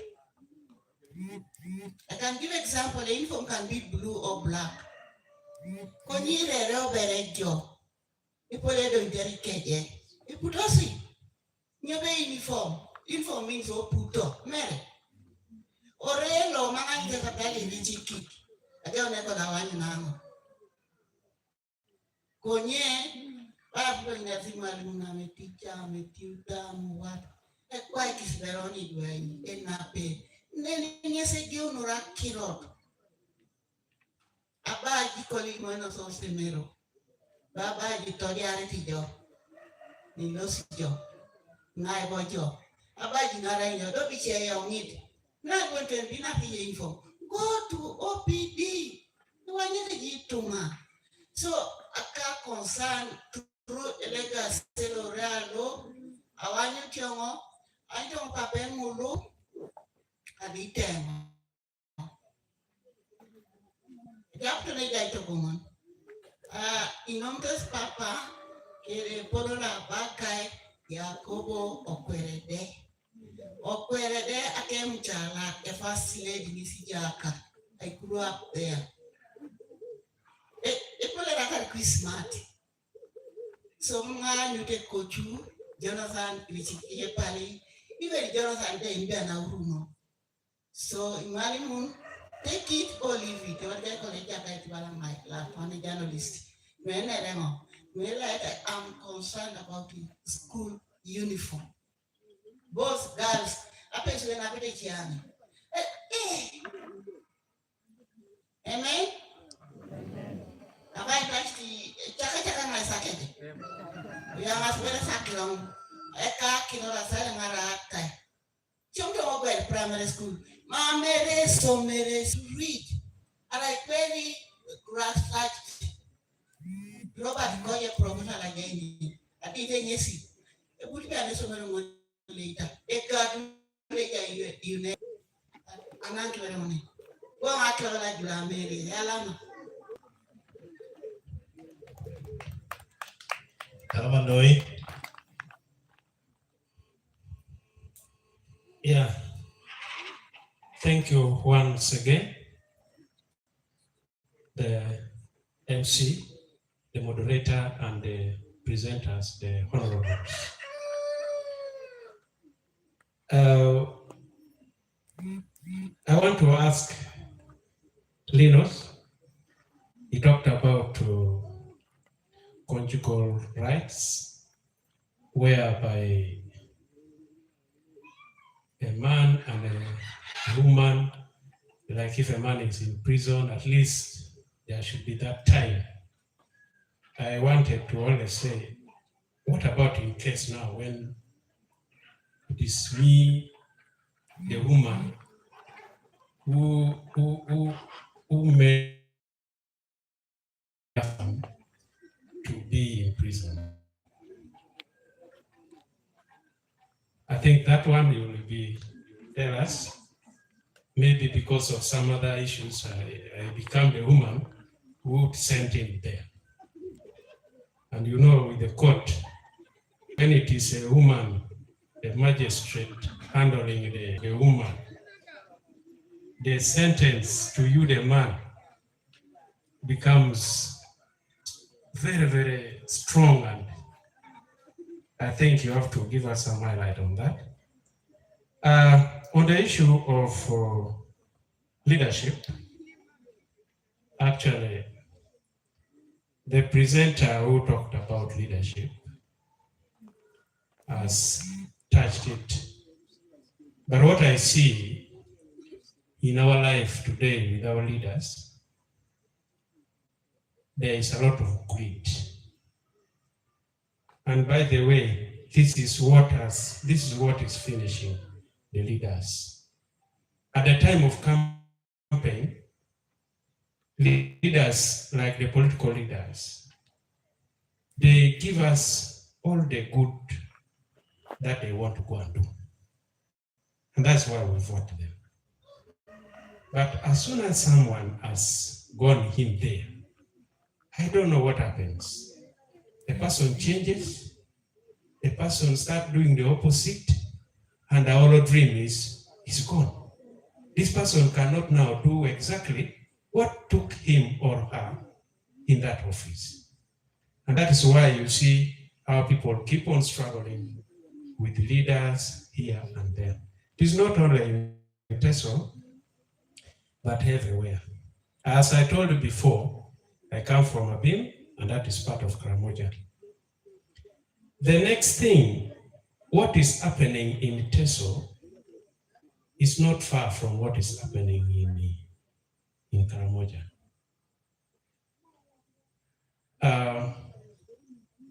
We have talked of causes here, honorable, and the people who are here. In Teso and these other regions, we have always got challenges. I don't know whether our students don't perform or they are just left out intentionally at the time of selection. This is something that our leaders have to see into it. Because now a student has done exams in Teso College Aloit, has even got good points, but this student is not taken for medicine, is not taken for those courses. Actually, it is happening, and these are things that drags us behind as a region, as a people of Teso, and even other regions. I'm talking not only in Teso, but I'm witnessing because I work here. I see what happens. Of recent, there was a girl who sat in one of the schools in Iganga.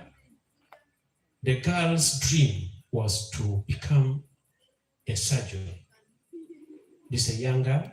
She got good points, but this girl was not taken. Instead, she was given lands of what to go and study what on lands, and that is at Makerere University. So these are things that we need to check as leaders, as the people of Teso. Then I want to end here and say, as a people, to me, I would say, let's accept ourselves. We are the Iteso. You are a Karamojo. Accept that you are that person. And indeed, you'll be able to know what your people need, how they behave. And if you chance to be in an office, we are remembering my grandfather, I can refer to, because of the good things he did. It was not that he was a politician in any if you saw the stamina, he accepted that he is a person of here. And so anything that is happening here, he has to be number one in it and make sure the people are supported, are helped. And that goes with commitment. In any office that we are, I think there's a verse which says, it is God which has given you. And when God gives you such an office, it is to serve his people. It is very good that we saw he touched many lives up to overseas. He has touched the lives of people there. So as we live, and for us, the young people, I am seeing here students who have come from the universities, from the college and the rest. In whatever you are doing, you have the spirit of sharing. Because if you don't, you become greedy, you want it alone, you won't take it all. That will leave you alone at one time. At that point, you will be a leader and you will not have any legacy. Thank you. Let's give him a round of applause. I think let's take the last hand here. Thank you so much. Yalamanoi. I'm Jonah Ediau Oyata.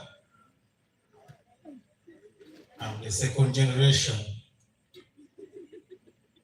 of friends from my family to this family. To the nurses, I'm the son to retired sister Bote Grace. And I'm here presenting her because she was given an invitation, but she's not well.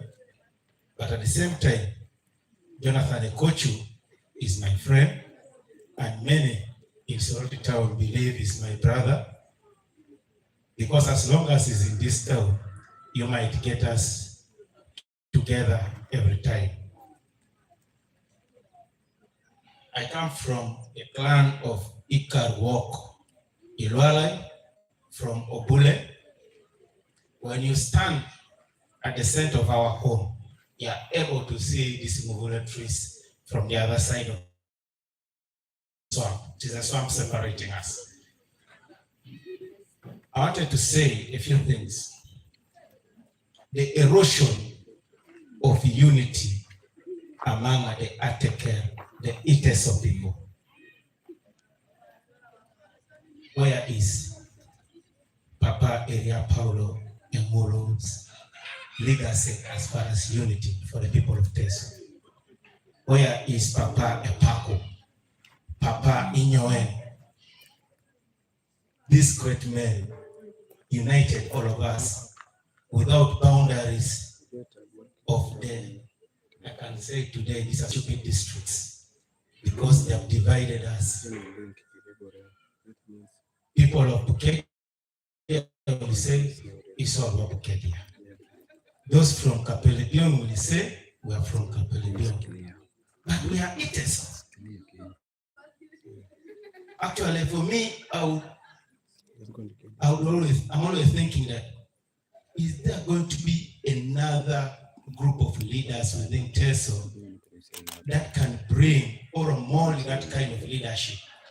That the leader thinks of Teso as one unit rather than the fragmented one today. When I work in Kapelibion District of Government as a community development officer, but when I am there, I cannot behave as an Teso. Actually, I'm treated as an outsider. I'm not part of them. And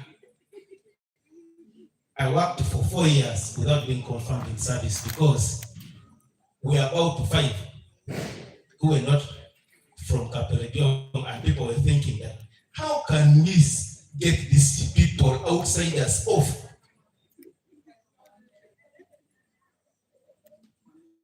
But those of Papa Eria Paulo Engulu served Teso as a united community. That's why they thought of a place like a school like Teso College, so that it will serve children all over Teso. But today, we would want to serve a small section of the Teso. What is changing us?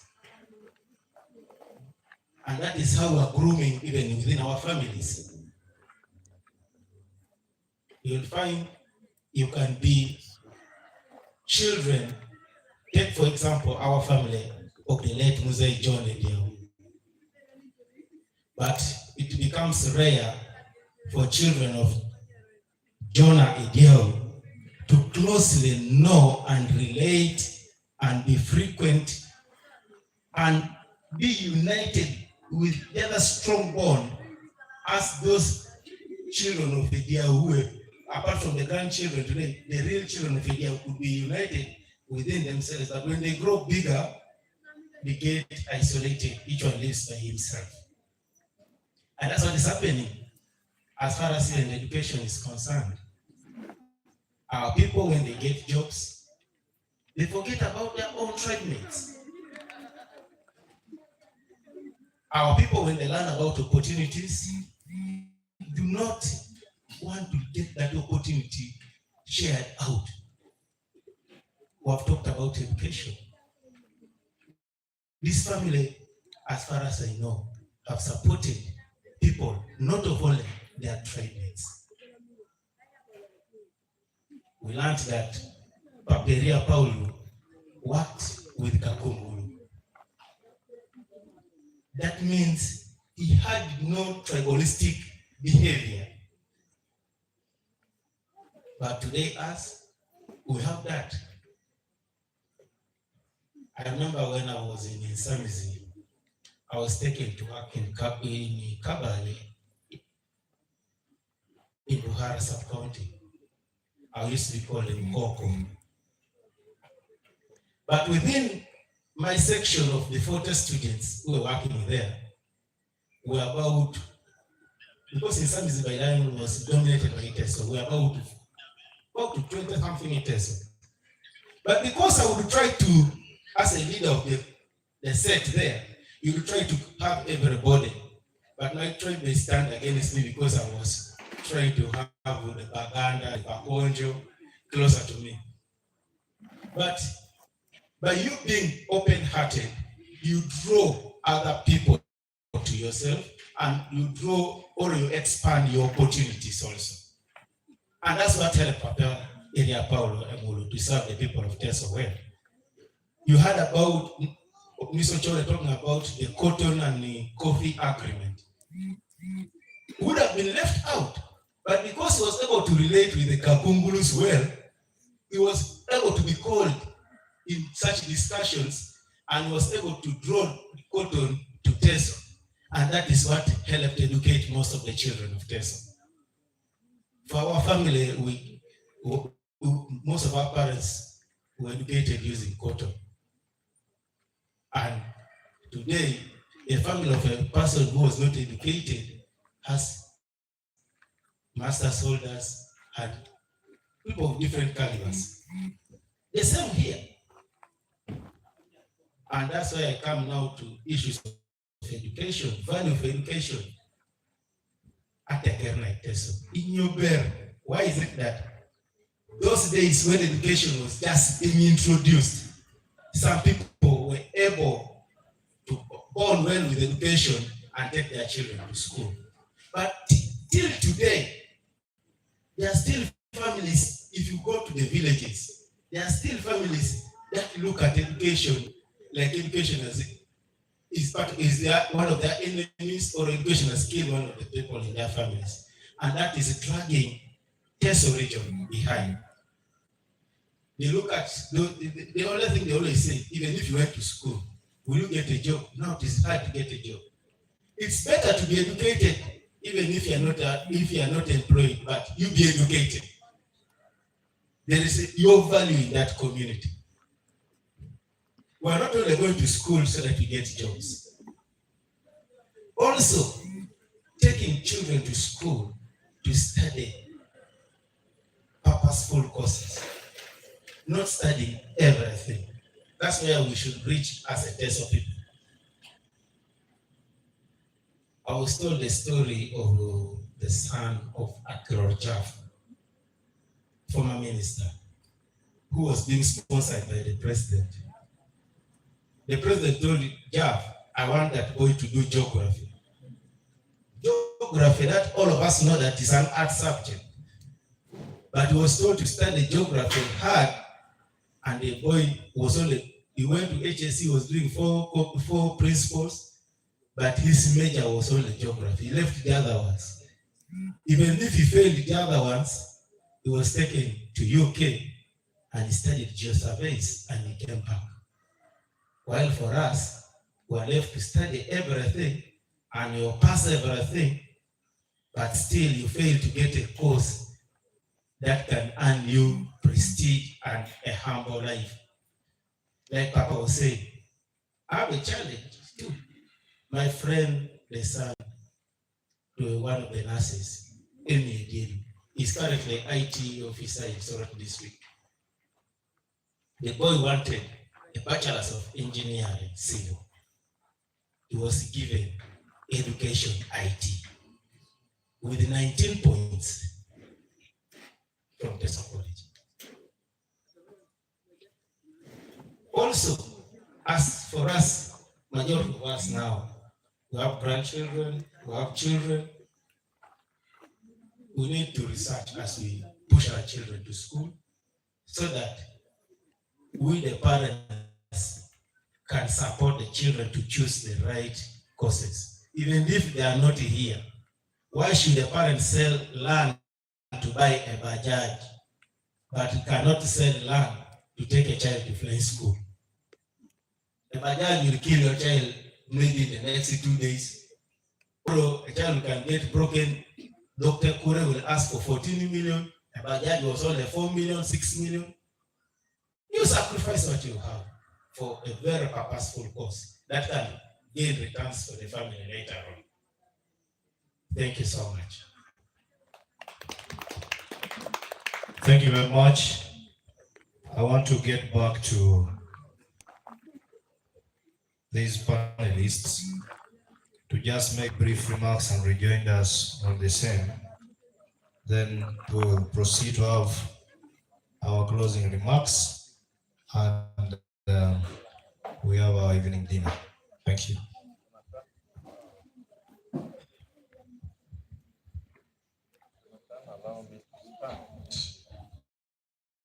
It's okay. Papa, who worked with the Ministry of Energy, thank you for your remarks. I would have that information. We're just there like blind people. We only hear that this and this is there. Toto baje kwa ikina we na petero. And now me to be doing no chaka na gwere. Pero Nare Bible spare rod and spoil the child. Show a child the way they should go and they will never depart from it. I think we need to cane some of these children. Some of us were beaten. My mom used to beat me even when I was in P7. She would discipline me a lot. So that's why I think I'm disciplined up to now. Yeah, the issue of unity of our leaders is very true. I know that recently when the VP called for that meeting for all the leaders, there was a day she invited the members of parliament to go and give their viewpoint on the issue of cattle compensation. The number of our MPs that showed up was very little.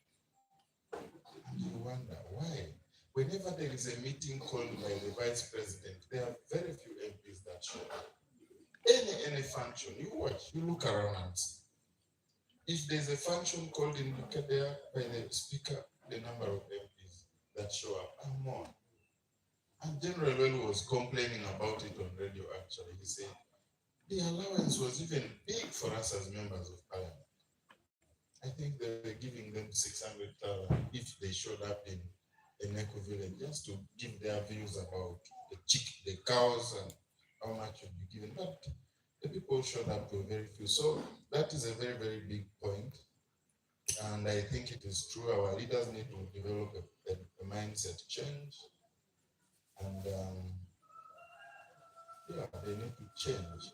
But also, of course, that issue, they need to leak information to the people about what courses are coming up next. For example, now I was talking to a friend of mine who is a professor. He is called Dr. Benoit Oche. He was interested in coming to establish a department of petroleum in Soroti University. And his daughter is like the head of petroleum something in the US. So I was like, how do I start? Who do I approach? And then the allowances and the money that they will be paid in Uganda, how much could we afford to pay them? But he did that with the university in Nigeria. I think Ibadan, he was the pioneer head of that. And now he is almost retired. So he was interested. But I'm just a nobody. How can I help him come here to Soroti University? But also my brother was talking about flying school. It is true. We would need to have our people go to study in Soroti Flying School. But right now, if you go to Soroti Flying School, there are actually only 2 ITESO there who are learning how to fly planes. Only 2 like this. Only 2. And the amount of school fees that they have to pay for the time they are there is about 120 million shillings. How many of us as ITESO can afford to pay that 120 million for them for our children to study there? That's a lot of money. My brother, you asked about when a woman causes you to, when she's the cause of you being in prison. I'm sure the Bible talks about that the only ministry we are called into is the ministry of reconciliation. I am sure that that woman will realize later that, I think I messed up here. And my work those days in prison was to go and reconcile the victim with the perpetrator of the crime. I remember traveling to California to do that, and they brought 2 families together and they talked. The mother of the boy who was killed really, really cried and was willing to forgive the boy who killed her son. But then later, I think when this boy came out of prison from Luzira, because he had been condemned to death, when he came back, he became worse. He became a drunkard, committed another crime. He was sent to Moroto prison. But I believe that these people can reconcile. If they can fail to reconcile, then that man is at liberty to hook up someone else, isn't it? Yeah, you're free to move on, because this woman has caused you to go to prison. You might be bitter, you might not forgive her. So I think you can actually find somebody else. Toto Ilebere, you raised a very, very pertinent issue.